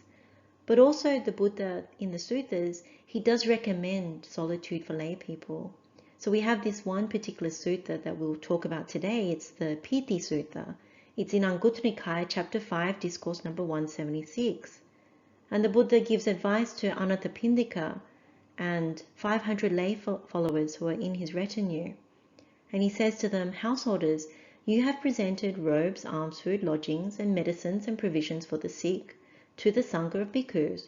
You should not be content merely with this, thinking we have provided all these things. Therefore, householders, you should train yourselves thus. How can we from time to time enter and dwell in the rapture of solitude? It's in such a way that you should train yourselves. And so when he said this, Venerable Sariputta said to the Blessed One, it's astounding and amazing, Bhante, how well said that was said by the Blessed One. Bhante, whenever a noble disciple enters and dwells in the rapture of solitude, 5 things do not occur in him. 1. Pain and sadness connected with sensuality do not occur in him. 2. Pleasure and joy connected with sensuality do not occur in him. 3. Pain and sadness connected with the unwholesome do not occur in him. 4. Pleasure and joy connected with the unwholesome do not occur in him. 5. Pain and sadness connected with the wholesome do not occur in him. Bhante, whenever a noble disciple enters and dwells in the rapture of solitude, 5 things do not occur in him. So when we hear the Buddha and Venerable Sariputta list the benefits of training in this way, you can see there is much renunciation that happens, and that there is no shaking that happens when you have solitude. You're not shaken by pain and sadness, nor pleasure and joy out of sensual things, nor out of unwholesome things, and nor do you get shaken by also wholesome things. And so in many ways you're renunciating very much like the divine beings in the heavenly worlds, the Deva and Brahmalokas. And so the more you're able to let go of sensual pleasures, delight in jhanas, the mental absorptions, the more happiness that you can achieve. And so it isn't nibbana, but it's something that's leaning towards it. It's leaning away from the world. And what is evident is there's greater happiness that one can experience in this way. And so the Buddha does encourage solitude and to train in this way for lay people as well. And when the question is asked, what is a thorn for solitude? The Buddha answers in the Bhaddaka Sutta, Anguttara Nikaya, chapter 10, discourse number 72. Delight in company is a thorn to one who delights in solitude. So as we know, delight in company is Sangha Nikarama. And the Buddha says, dwell thornless bhikkhus, dwell without thorns. The arahants are thornless, the arahants are without thorns. The arahants are thornless and without thorns. So when you keep company, you socialize, you gravitate towards groups, you gravitate towards the world, then that is what is the thorn or the obstacle towards solitude. And when you haven't tasted the happiness of solitude, nor have you seen the danger, defilement, and degradation of sensual pleasures, you delight in groups, you socialize, you gravitate towards society, you want to carve your place in society, and you continually seek out company. You don't appreciate being alone. And so this is the case for many people in the world. But what's more important is if you're a worldly person, you place importance, priority in being part of groups, being invited to group activities, taking part in group activities, and being recognized in that way. And that takes up a lot of time and interest. And so these groups can be families, friendships, clubs, political affiliations, social groups, sports teams, and more. If you incline in that way, then you naturally disincline towards solitude. You don't really even see the benefit of solitude. If we go to the Sangha Nikarama Sutta, this is what the Buddha has to say about delighting in company. So this is Anguttara Nikaya, chapter 6, discourse number 68. The Buddha says, it is impossible that a bhikkhu who delights in company, who is delighted in company, who is devoted to delight in company, who delights in a group, who is delighted with a group, who is devoted to delight in a group, will find delight in solitude when he is alone. It is impossible that one who does not find delight in solitude when he is alone will acquire the object of the mind. It is impossible that one who does not acquire the object of the mind will fulfill right view. It is impossible that one who does not fulfill right view will fulfill right concentration.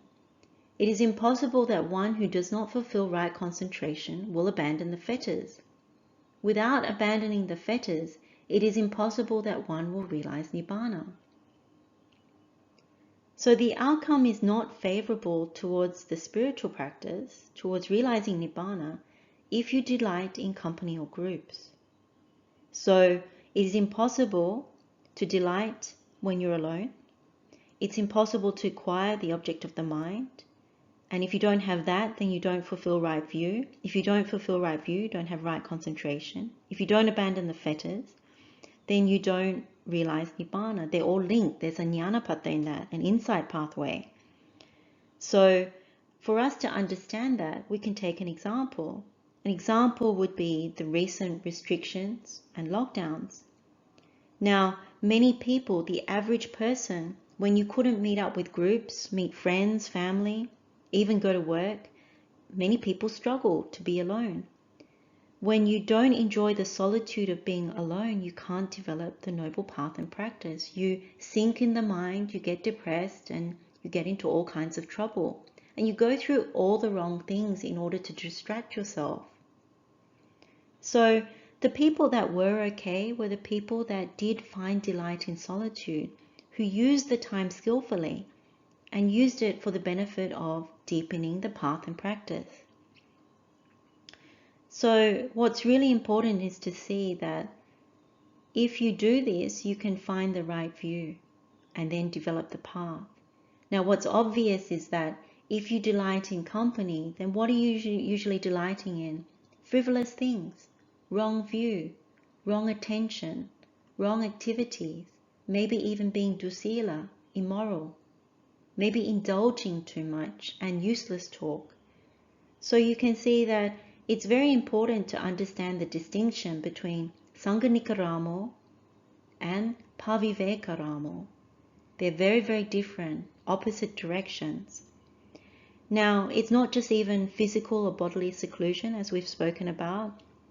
we can still have the wrong company even if we're alone, and it will still lead us away from our spiritual goals and the noble path and practice. So what is this wrong company? It could be Netflix, news programming, conspiracy websites, or anything on the internet that is unwholesome. It could be social media, all the worldly things that keep you deluded. So if you are alone but you're spending time in the wrong company such as this, then you will decline in the spiritual practice, because most of it is unwholesome, breeding defilements, disturbing the mind, allowing the mind to sink. So good persons, sappurisa, and kalyanamitta, our spiritual friends, these are the company we keep because they encourage us in the Dhamma, in the spiritual practice, encourage us to be okay with solitude and to not veer off the noble path. If we take this a little further and we look at this question that was asked by Nandya, the Sakyan, and he asked the Buddha this question about whether a noble disciple is one who dwells negligently when the 4 factors of stream entry are completely and totally non-existent. And the Buddha's answer is very interesting, because someone who doesn't have the 4 factors of stream entry, the Buddha terms that person not as a noble disciple, but an outsider, one who stands in the faction of worldlings, or a putujana. But then he goes on to say that a noble disciple who does have the 4 factors of stream entry, so confirmed confidence in Buddha Dhamma Sangha, and the Aryakanta Sila, which is the virtues dear to the noble ones, they can dwell negligently when they haven't made further effort for solitude day or night. And when we see this, then what we understand that to be is when you don't dwell in solitude, it's very much like the Dhammānudhammapaṭipanna Sutta, which we've studied before, that you keep going out through your sense doors. And so there is no gladness in the mind, there is no rapture, and there's no tranquility. And so you're really dwelling with suffering. And so you can't penetrate the Dhamma because you can't concentrate easily. So that's what the Buddha terms as dwelling negligently. And so that's also very important to see, that solitude is of great benefit. Otherwise, we dwell negligently. And so this is the summary slide that we often use when we talk about the Pamadavihari Sutta, that when one is negligent, you're always activating and polluting the mind through the sense faculties by taking in sense objects through our sense bases. And so you see the Jnanapada, the insight pathway, where you lead to dwelling negligently. The opposite of that is when you dwell vigilantly, which means there is solitude or seclusion in it. When you practice appamada vihari, you are actually practicing solitude. So you don't allow the mind to get polluted by activating the sense faculties, clinging to sense objects through the sense bases. And so the mind easily concentrates and you can actually discern the Dhamma. And so this is how you dwell vigilantly. So clearly the idea is actually to see the danger of delighting too much in company and groups, delighting in society, that this is a very worldly thing. And the Buddha encourages seeing the pleasure of solitude. So he talks about this in the Mahasunyata Sutta, Majjhima Nikāya, Discourse number 122.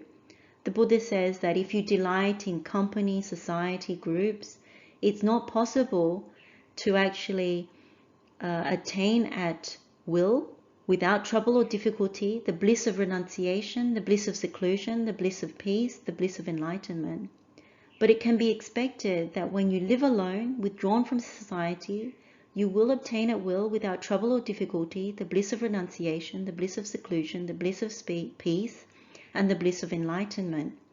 And in addition to that, you will be able to enter upon and abide in the deliverance of mind that is temporary and delectable. So these are the vimuttis. Or the deliverance of mind that is perpetual and unshakable, which is when you finish and complete the path. So what's evident here is that even in our own practice, whether you're a lay practitioner or a monastic, but clearly even for a lay practitioner, the less you indulge in the world, the less you keep company in the world, you skillfully keep boundaries in order to protect one's spiritual practice, so you don't get pulled in and pulled away, you notice that you do see the benefit of that, because you do start to obtain at will, without trouble or difficulty, the bliss of renunciation, as the Buddha talks about, the bliss of seclusion or solitude, the bliss of peace, and of course at some point we lean towards Nibbana, and then we get a taste of the bliss of enlightenment. So some of us will definitely have experienced that, even as lay people, because you are clearly secluding yourself at times on purpose from the world, and you're selective about who you keep company with. So what we are interested in knowing in this is that you need to be happy to live alone. You need to be happy to be withdrawn from society. So when you live alone, you're happy to live quietly, more simply, with less complex needs. When you withdraw from society, you don't want to be so involved, so you do what is needed to have enough to look after yourself and your loved ones, but not beyond that. You're not so interested in gaining more from the world because you see that it's still fleeting, and so you just get enough. And then you don't make more of wanting to be somebody in the world, to be measured by the worldly yardstick. You give that up because you see also it's death-bound. And so you start to really see things as they really are, with the right view, not the wrong view. And so you see the benefit and the priority that one should give towards the blessings and the fruits of our development, our practice. And that is very much developing the Noble Eightfold Path. And so without solitude, you can't go deeper in the practice. Your mind is too troubled, you're too involved in worldly affairs and dealings in the world. And so it's important to know that distinction. We can now look at the fifth pairing, which is looking at delighting in association versus delighting in non-affliction. And what we said earlier is that delighting in association, intimacy, is very similar to intimacy in the village, game santava jato hoti, which we explored in the Haladikani Sutta. And you can see the teachings of the Haladikani Sutta playing out when you look at the comparison or the distinction with delighting in non-affliction. Ultimately, we all have to depart from all the bonds that we have, the intimacy that we create, everything that we hold dear.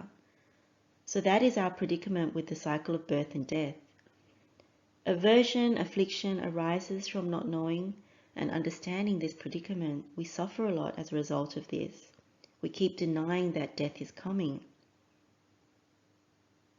But when you understand this, then the taste of freedom from affliction, so this non-affliction, really means without aversion, without ill will.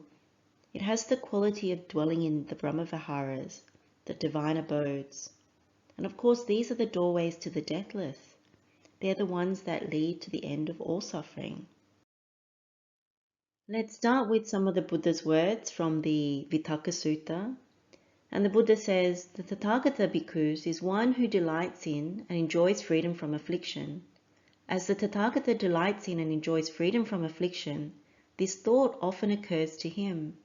By this behavior, I do no harm to any creature, either weak or strong. Therefore, bhikkhus, I say you too must live delighting and enjoying freedom from affliction. As you so live, this thought will often occur to you. By this behavior, we do no harm to any creature, either weak or strong. So what's very clear in this is that abhyapadja is non-affliction, freedom from affliction, non-aversion, non-ill will, and as a result, non-oppression, non-suffering. So this is very much about removing any desire to hurt or harm any living being. And the Netipakarana, the guide, it actually says that non-hate has the characteristic of non-affliction. So this is the adoso. And so this is very much without aversion. And the footing for this quality is to refrain from killing living beings. So when we practice in this way, you understand that when we do our wholesome practice, making sure that we have upright, in our bodily behavior, verbal behavior, and mental behavior, but very much our bodily behavior. It goes a very long way towards non-affliction. And then in the Mahadukkha Khandha Sutta, this is in Majjhima Nikaya, Discourse number 13, the Buddha says, "And what bhikkhus is the gratification in the case of feelings? Here bhikkhus, quite secluded from sensual pleasures, secluded from unwholesome states, a bhikkhu enters upon and abides in the first jhana, which is accompanied by applied and sustained thought, with rapture and pleasure born of seclusion. On such an occasion he does not choose for his own affliction, or for another's affliction, or for the affliction of both. On that occasion he feels only feeling that is free from affliction. The highest gratification in the case of feelings is freedom from affliction, I say." And then the Buddha goes on to talk about the second jhana, the third jhana, and the fourth jhana in the same way. But what we can understand about that is we clearly know that solitude plays an important part of being free from affliction, because you're no longer keeping company, not just with physical people or circumstances, external conditions, but also you're free from sensual pleasures. You're not trying to keep up with the Joneses. You're not trying to battle it out to get more sensual pleasure, expecting happiness, and then sliding from that. And you're very secluded from unwholesome states. So this can be when you actually meditate, you are secluded from the 5 hindrances. So this is what happens when you initially enter into the first jhana and go from there. If you really examine affliction, what you find is that we are constantly oppressed. And this comes externally as well as inwardly. So externally, particularly with householder life, we're always measured by the worldly yardstick. And so there is pressure to conform as well as trying to keep up with the Joneses that may pervade one's life. And when you look at the link with keeping company versus finding solitude, what the Buddha is encouraging is that the more you find solitude, the better it is. And for lay householders, the best thing you can do is to actually set up some boundaries so that you're not constantly swirling in the world with company, almost like rated in company and then oppressed by that company. And the way that the Buddha encourages is always through the meditation, through development, that when you develop the mind, you're able to easily attain the jhanas or the different kinds of meditative states. Then at least in this way, if you follow the instructions, you're leaning towards Nibbana, and there's safety in that. So if we look at the next sutta, this is the Venagapura Sutta in Anguttara Nikaya, chapter 3, discourse number 63. If you remember this sutta, the Brahmin Vajragota, he asked the Buddha whether he can gain at will high and luxurious kinds of bedding, or he makes the statement that the Buddha can. And the Buddha corrects him and says that high and luxurious kinds of bedding are rarely obtained by those who have gone forth, and if they are obtained, they are not allowed. But then he actually uses that question to talk about the 3 kinds of high and luxurious beds that he does gain at will and without trouble or difficulty. And he talks about the first one being the Dibba Vihara, which is the celestial abode, so the 4 jhanas that we've just spoken about. The second is the Brahma Vihara, so the divine abode, which is Metta, Karuna, Mudita, Upekkha. And then he lastly talks about the noble abode, which is the Arya Vihara. And so this is really the cutting off of greed, hatred, and delusion, so that you don't come back again into samsara. So in this particular part about non-affliction, you can see that the Buddha is really talking about the divine abode. Because when you're imbued with equanimity, vast, exalted, measureless, without enmity, you're without affliction. And so this comes when you develop immeasurable metta, loving kindness, immeasurable karuna, compassion, immeasurable mudita, the joy, and then the immeasurable upekkha, so the equanimity. The pairing with non-affliction is this delight in association with the world. And so this is really delighting in the world as opposed to delighting in renunciation.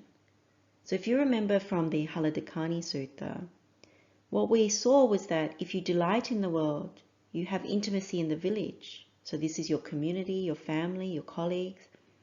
And what this does is you indulge in sensual pleasures. So normally when you get together with people, you come together with some kind of sensual pleasure. And you make plans, you have these expectations for the future. And usually they result in some kind of dispute. It can be soon after, or it can be later down the track. But all of it breeds defilements and unwholesome states, particularly closeness, proximity, constant contact, and of course intimacy, bonds. But when we cultivate the Buddha's Noble Eightfold Path, what we're always training to do is to renunciate sensual pleasures, renunciate unwholesome states, and to really delight in the renunciation, in the mental absorptions, the jhanas. The more we do this, the more you see clearly. So when you look at this slide, this is the slide from the Haladikani Sutta. When you're intimate in the village, you don't get rid of sensual pleasures. You're more imbued in them. And when you're doing that, you always entertain the expectations for the future. And as a result of that, whether it's about views and opinions, or it's about the sensual pleasures themselves, you engage in disputes. So really, association, close contact, brings a lot of oppression, a lot of suffering, a lot of aversion at the end of the day. And so when you can see that, it makes it easier to turn away from the world. So you do what is needed in the world to function, to make a living, to look after your loved ones, but you put a boundary after that in order to make sure that you continue with the spiritual practice. Because the benefit of spiritual practice means that the mind is not oppressed and the life is a little bit easier to live. And simplicity comes from that. The ease of needing less, not wanting more, not fighting over more. And something quite important in investigating this particular aspect of it. If you recall the Paccalayammana Sutta, the Buddha gives Venerable Mahamoggallana a teaching, and this is before he's attained arahantship, so it was while he was still troubled by drowsiness. And as part of that teaching, he went on to talk about sansagga, or association, intimacy. And the Buddha's words were, "Moggallana, I do not praise association with everyone whatsoever, nor do I praise association with no one at all. I do not praise association with householders and monastics, but I do praise association with quiet and noiseless lodgings, far from the flurry of people, remote from human habitation, and suitable for solitude." So what is very evident about this is the Buddha is pointing to aversion, affliction coming from close association with people, with busy places, with the world. And so his encouragement for someone who is very serious about the path is to actually take solitude and to find quietness that supports the practice. Now, in the case of lay householders, it's a little bit more difficult, but you can still take on the words of the Buddha to be more detached from the world, to start looking at ways to do that, because you see the danger of it. You see how it troubles the mind, because affliction really comes with being troubled in the mind, troubled with problems, troubled with getting into disputes, troubled because of intimacy. And it's not just lay people that get afflicted by this. So if monastics also associate too much, both with lay householders as well as their fellow monastics, also affliction can come to the mind, trouble, and then it can become actual trouble. And so this is the recommendation of the Buddha, is actually to put boundaries over one's inclination towards bonding, towards intimacy. Now the Buddha does speak about overcoming association or intimacy by non-association. So in this sutta, in Itivutaka number 78, the Buddha says, "Desire born of association is severed by non-association. As one riding on a wooden plank would sink in the mighty ocean, even so one of virtuous life sinks by consorting with an idler. Therefore shun the idle person, one who makes little effort, live with those who dwell secluded, the noble ones resolved and meditative, who are ever strenuous and wise. So the Buddha is particularly emphasizing and discouraging someone who is on the path to associate with fools, with people who are idle, who don't make effort, and particularly worldly people. So he likens it to riding on a wooden plank that would sink in the mighty ocean. So he's warning that if you associate with the wrong company, if you bond with the wrong company, then you would decline, you would sink down. And instead, the Buddha encourages us to live with those who dwell secluded and the noble ones who are striving towards the path, because you go together. You are pulled along together on the Noble Eightfold Path. And it reminds really of suttas where the Buddha says, if you can't dwell with noble ones, then it's better to dwell alone. And of course, the recommendation is always to be around people who are wiser than you, because you can learn and you can grow, you can develop. And what is true is that when you hang around, associate, have closeness to the people who don't have good qualities, who are not interested in Dhamma, then you will go down with them, you will decline, and you will veer off the path. So I think that's quite evident from the Buddha's teaching. We now come to the sixth pairing, and with this pairing it becomes clear that there's a distinction between delighting in non-proliferation versus delighting in proliferation. So the non-proliferation is very much leaning towards Nibbana, and the delighting in proliferation leans towards samsara, the worldly aspects. So the taste of non-proliferation is what the Buddha has been talking about all the way through. It is our development, it is the Dhamma, it is the abandoning, it is taking solitude, it is being in the Brahma-viharas as a way of having non-affliction. All those things. So it never has that bitter aftertaste. It has the quality of making progress, of learning, of wisdom, of developing calm and insight, knowing true happiness and joy, contentment, and of course realizing path and fruit that leads to the deathless. So all of that alleviates the whole mass of suffering.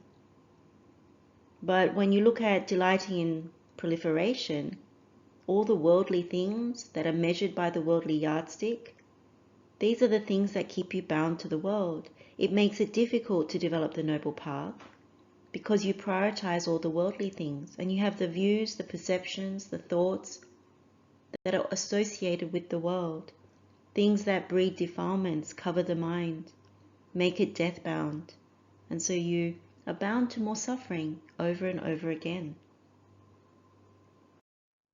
Now let's start with the statement that's made in the Bhaddaka Sutta. So this is Anguttara Nikaya chapter 8, discourse number 30.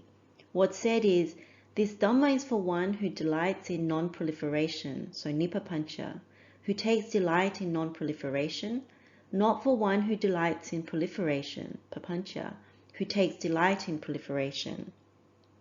So if we were to take this statement on its own, the meaning may seem a little obscure, but if you take it in the context of everything that we've been through in this session so far, and an understanding that the wholesome qualities lead you to the realization of Nibbana, while the unwholesome qualities are the ones that obstruct you, then you know that one who delights in abandoning unwholesome qualities or states and cultivating the wholesome, you won't delay in the world, and you start to connect the meaning into the Buddha's words. So essentially, if you're someone that inclines towards Dhamma and all the qualities we've been through, and you're not seeking to reinforce a sense of self, then you're not delaying your path. And that's what is the crux of non-proliferation.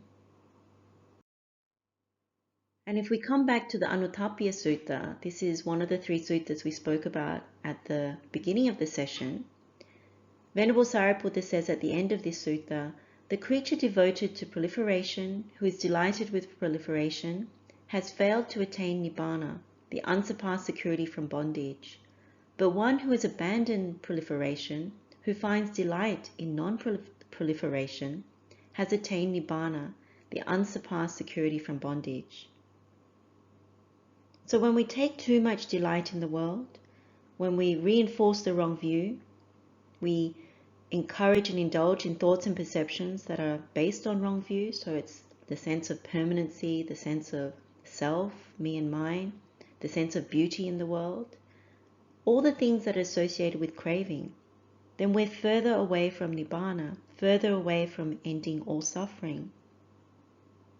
And it's only when we delight in Dhamma, delight in development, delight in abandoning, delight in solitude, delight in non-affliction, then we come to delight in non-proliferation. We get the taste of Sukhasomanassa, happiness and joy that the Buddha talks about, where we won't slide, we won't turn to dukkha. So all these other things in the world, the activity, the wrong talk, the sleepiness, the keeping company, associating, getting intimate, they're all to do with creating a sense of self in the world and then suffering as a result of that. All of those are unlasting, subject to change, not worth taking as me and mine, but we don't see it. We get caught up in it. And so there is no safety, there is no security in any of those conditioned things. And the Buddha is more explicit in the Yavakalapi Sutta. This is Samyutta Nikaya, chapter 35, discourse number 248. The Buddha says, I am is a proliferation. I am this is a proliferation. I shall be is a proliferation.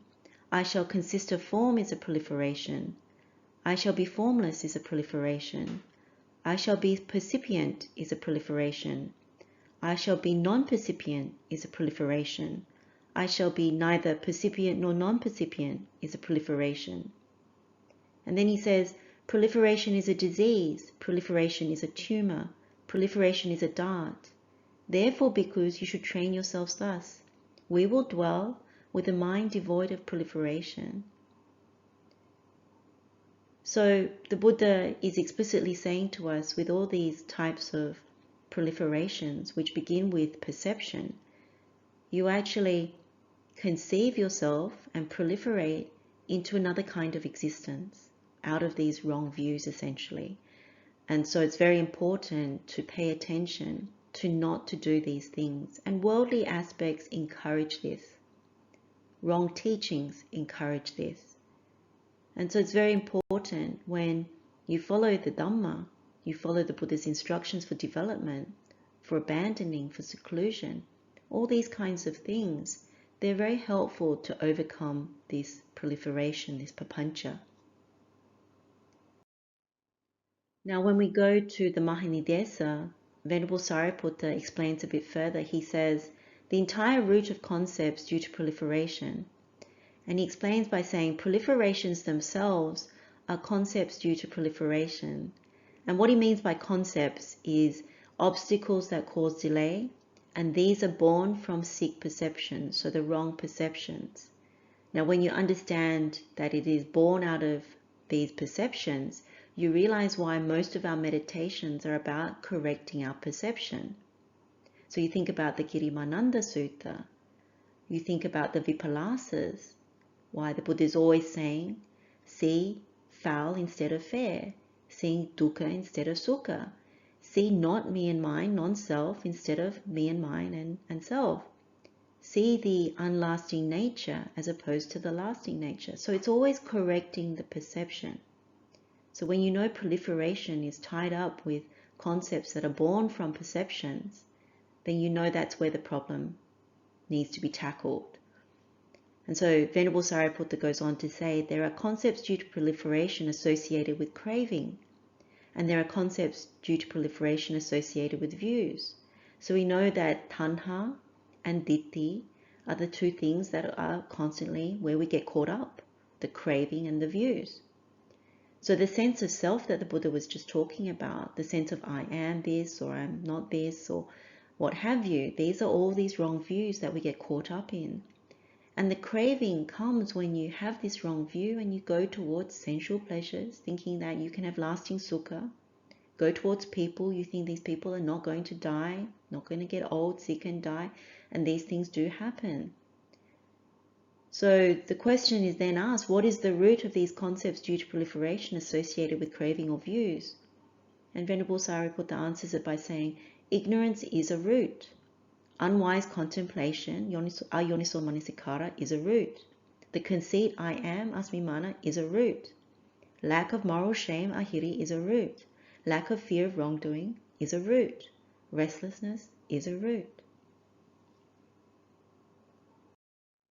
One additional thing to bring into this is the Pethakopadesa, and its reference to when you steady in self-theory clinging, so this is the Attavadu Upadanam, then you assume ties when you proliferate. So when you have a very strong sense of self, so this is the wrong perception, the wrong idea, the wrong view, when you think that there is a me and mine that is valuable, you think you control everything. So when you proliferate, it comes from that sense of self. And so this misapprehension, it ties you to the idam sacca binivesa, the insistence that it's the truth. So that is all under the root of delusion. So when you proliferate, you're continually saying, I am this job, I am all the knowledge that I know and talk about, I am someone who can indulge in the world, the essential pleasures, I can make them last, I can be with all these unwholesome states. That is what it's all about.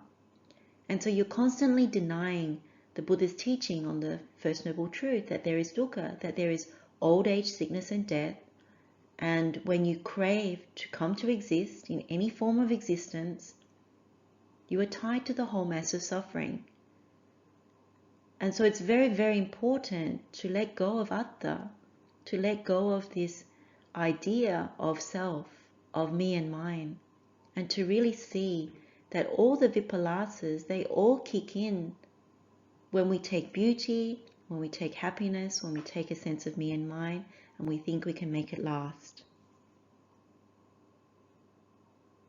And so when you're practicing, it's very important to actually look at why are we so adamant about particular views. And this is a very broad thing across many, many practitioners.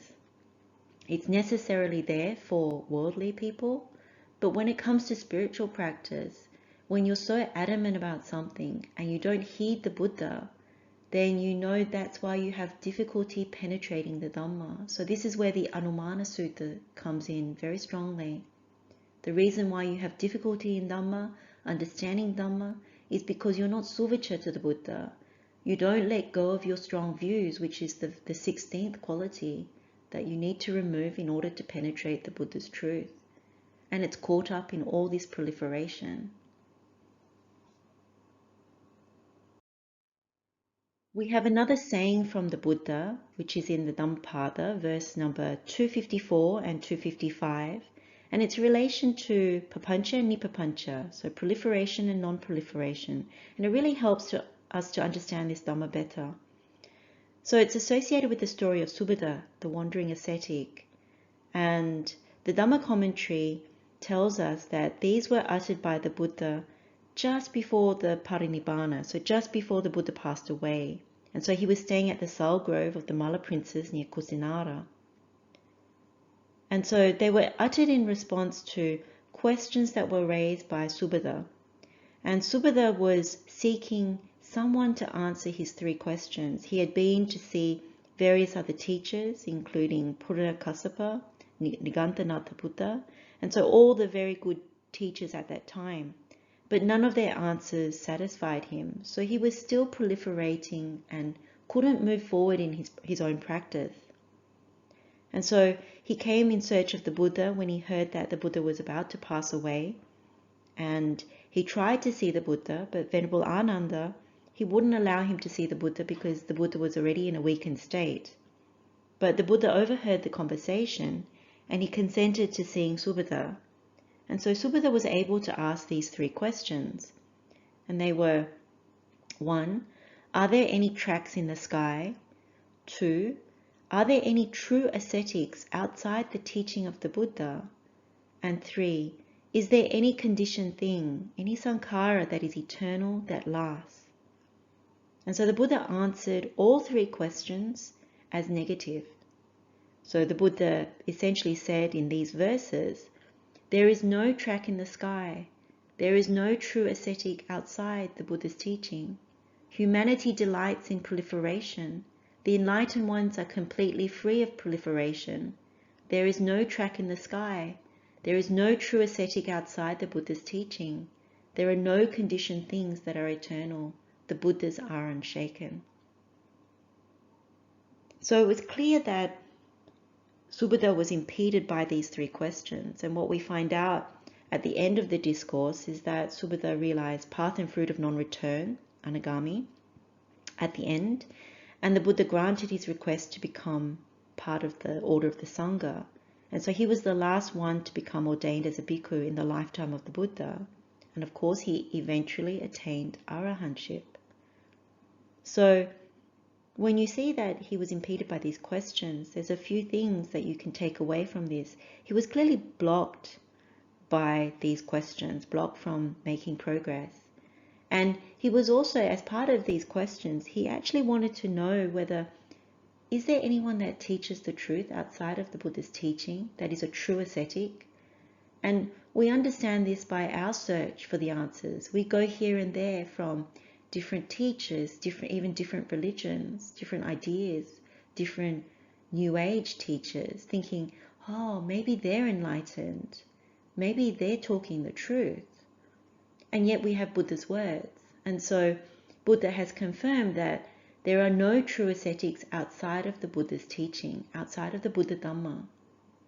And even within Buddha Dhamma, you have to be actually quite careful to find out who truly has taken heed of the Buddha's instructions and has penetrated even something of the Buddha's teaching. So when you have your questions settled, it's so much easier because then you just practice. You practice and you follow. You are suvaccha, easy to instruct, and you follow those teachings and instructions of the Buddha. So in our case, we can be blocked by many other things. We can be blocked by worldly things, worldly gain, honor and praise. We can be very bonded to sensual pleasures, the things we own, our material possessions. We can be always seeking to distract, spend time doing other things. We have a diversity of sick perceptions, including the vipalasas, the wrong views, the wrong teachings. We can even be practicing the wrong meditations by, teachers that have taught us something else. So what's important here is to understand that we need to remove such obstacles, such proliferations. If we have questions that are fundamental to spiritual progress, we need to ask them, to settle them, to find the right answer within the Buddha's teachings. And so when we do that, then we don't delay. We can develop the path correctly and swiftly and penetrate the Buddha's teachings. Because otherwise we prolong our existence in samsara. And the danger is we always think we have more time. And it may be that we don't. Or maybe we are fortunate to have a little bit more time to penetrate the teachings. But we don't really know for sure. And so if we don't practice with effort and take delight in the things that help the spiritual path, then we prolong the journey in samsara. And we would be bound to this whole mass of suffering over and over again. Birth and death, birth and death, birth and death. So only the noble ones, the 8 individuals, the 4 pairs, they are the ones who have realized path and fruit. They're the ones that have freed themselves from the obstacles that cause these delays. The Buddha says the enlightened ones are completely free of proliferation. So the arahants, the Buddhas are unshaken. And so when you have the noble aspiration to gain path and fruit, to realize the teachings, then you are having the aspiration to be free of all obstacles and to be free and no longer bound to samsara. We've now been through a lot of different teachings from the Buddha and the Noble Arahants. So now let's look at how we can contemplate and work with these qualities. From a very straightforward perspective, one of the ways you can use looking at these qualities is as a skillful prompt. So for example, you can pose it as a question, or you can pose it as a wish. So what's on this slide is posing it as a wish. So for example, instead of delighting in activity, I wish to take more delight in Dhamma. Instead of delighting in useless talk, I wish to take more delight in development. Instead of delighting in sleep, which is dullness and indolence, I wish to take more delight in abandoning. Instead of delighting in company, socializing, I wish to take more delight in solitude. Instead of delighting in association, intimacy, I wish to take more delight in freedom from affliction. Instead of delighting in obstacles that delay the path, I wish to take more delight in freedom from obstacles that cause delay. And so when you use them as skillful prompts, they just put a bit of a spanner in the works. They kind of make you stop and think. And sometimes you can pose it as a question. It's also helpful. You could say, why am I delighting so much in this activity? Can I reprioritize? Can I balance? Is this really important? Do I need to do this? And then maybe I should spend a little more time, carve out a little bit more time for Dhamma. And so you can pose it as a question as well. So sometimes it's as simple as that, because it's just putting some sort of thing to stop you going with the worldly aspect. And that can be quite helpful. Now, every person will have a different set of conditions. And so you have to find what fits for you. So there is no one size fits all. Not everyone can have huge amounts of time for Dhamma, especially if they have survival needs or they have to care for someone. So again, you use it skillfully, but you see what works for you and your set of conditions. Another way of looking at these is also to contemplate the pairings. So a lot of the things on the left-hand side, which were all the worldly aspects, they can all feed towards the right-hand side. But looking at the pairings can also be helpful. And the main question for all of them are really around whether they're beneficial and wholesome. You know, which one is more beneficial, which one is more wholesome, and which one offers more safety. But as prompts, I put together something, different for each. So when it comes to delighting in Dhamma and delighting in activity, you can ask, what is more beneficial and wholesome?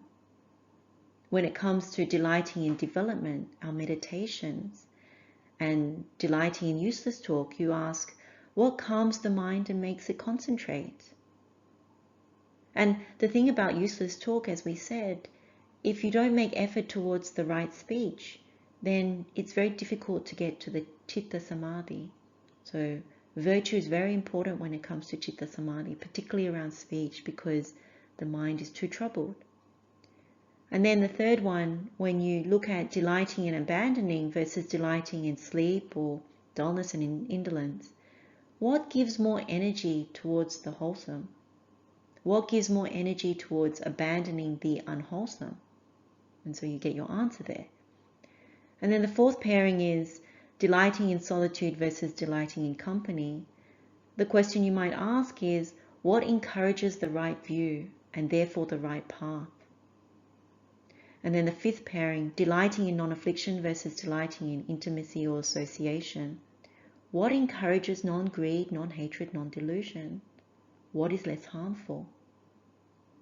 And then the very last one is about proliferation versus non-proliferation. You ask the question, what leads to realizing Nibbana? And particularly, what is helpful in quickly progressing towards path and fruit, and therefore realizing Nibbana? So if you contemplate in this way, you get more familiar with these pairings. You get more familiar with what is helpful to the path, what is helpful and skillful and more wholesome. So the final way of looking at this is, of course, the insight pathway or knowledge pathway, the Jnanapathas. So as we said at the beginning, the left-hand side is really about delighting in the world. And when you delight in the world and all the conventional things we've been conditioned by, then what the sutta has said, both the Anutappiya Sutta and the Bhaddaka Sutta, it says that it leads to delight in existence. And if you remember personal existence, it leads to regret. And it leads to not a good death. And therefore you are bound to rebirth in samsara because you don't make an end to suffering.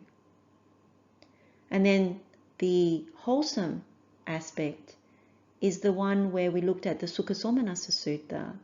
When you delight in Dhamma, then, and all the other aspects to that, development, abandoning, solitude, non-affliction and non-proliferation, this is what leads to happiness and joy in this lifetime. It is also what leads to supreme happiness in an ultimate sense, and you lay the groundwork to realizing Nibbana, because path and fruit can be realized, and eventually Nibbana can be realized. You taste Nibbana when you do these meditations to develop, when you abandon, when you seek solitude, when you cultivate the Brahma-viharas, when you overcome the wrong views, the wrong ideas, the wrong perceptions around the vipalasas.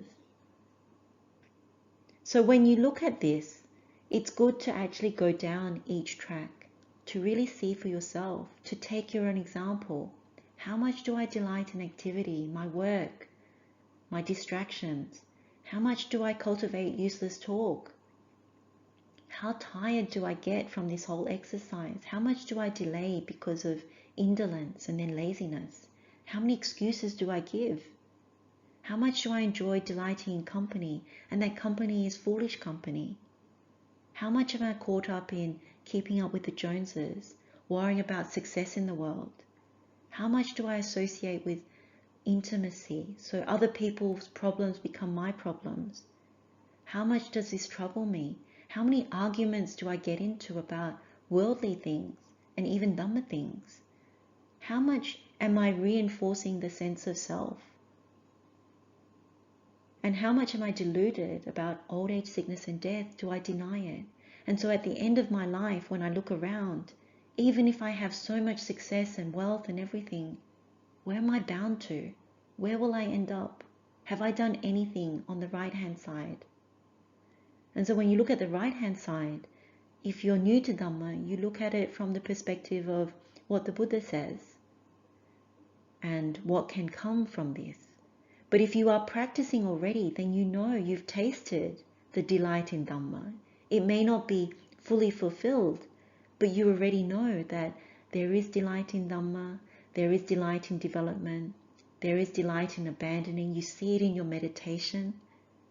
You see the delight in solitude because there's less affliction when you're not so caught up and bound to the world. You take on less of people's problems. You have less of your own problems. And you don't delay. You don't allow yourself to breed defilements, take delight in sensual pleasures. You take delight in the Dhamma, and so you don't proliferate as much as other people. And so you know relative happiness and joy in this lifetime. So it's a confirmation. So in summary, when you look at this, the left-hand side, what you see is danger. You see indulgence. You see immorality. Can't help it. You break your sila when it comes to body, speech and mind, particularly on the left-hand side. There's a strong sense of self on the left-hand side. There's stinginess, too bound to the world, too dependent on external happiness. And of course, more subject to suffering, more delusion, more restless, prone to anger, prone to the conditions. So you rise and fall with the conditions. You're happy one minute, sad the next. You're fearful. So when the world shakes, when it wobbles with pandemics and all kinds of things, you shake as well. When the world is going through turmoil, you shake as well. You go through turmoil. And what comes of too much in the world is that you prioritize things which are non-Dhamma. And it comes in the way of watching too much TV, delighting in social media, always traveling, always doing things that take you away from the Dhamma. And at the root of it is also craving more, seeking more from the world. It's never enough. And the defilements such as conceit, mental rigidity, insistence that you know what's right, not what the Buddha says, that's very strong. And so realize that you come back for more of the same.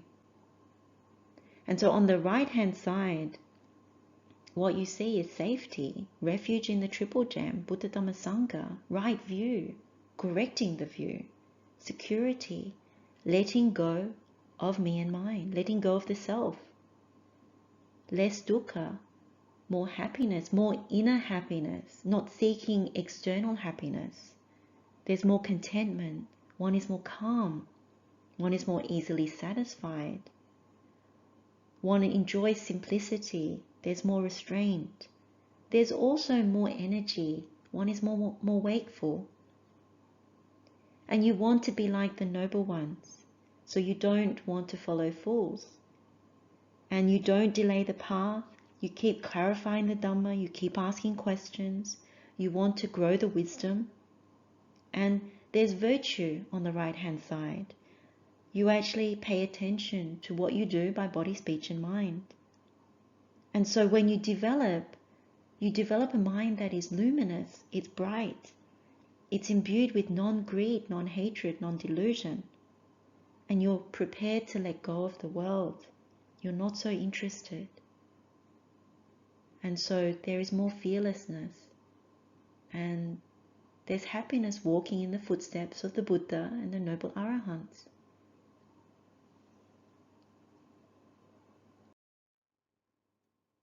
The encouragement is to look at both sets of qualities. So it doesn't matter whether you're young or old. If you're young, it's beginning with the end in mind. If you're middle-aged, you're halfway through your life, then it's good to take stock so you know where you stand, and then you can recalibrate, rebalance, reprioritize. And if you're in your later years, then of course the sense of urgency kicks in, and even then you know that you are on the right track if you're already practicing, and that's very heartening. But the main thing is that you look at these qualities individually, even with the pairings, but definitely with the insight pathway, because it becomes much clearer and it can be very, very valuable.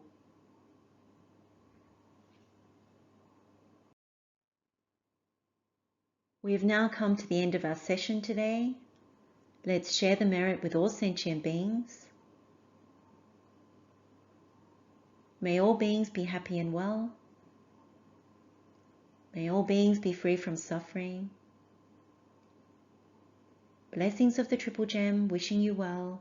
Teruan Saranai.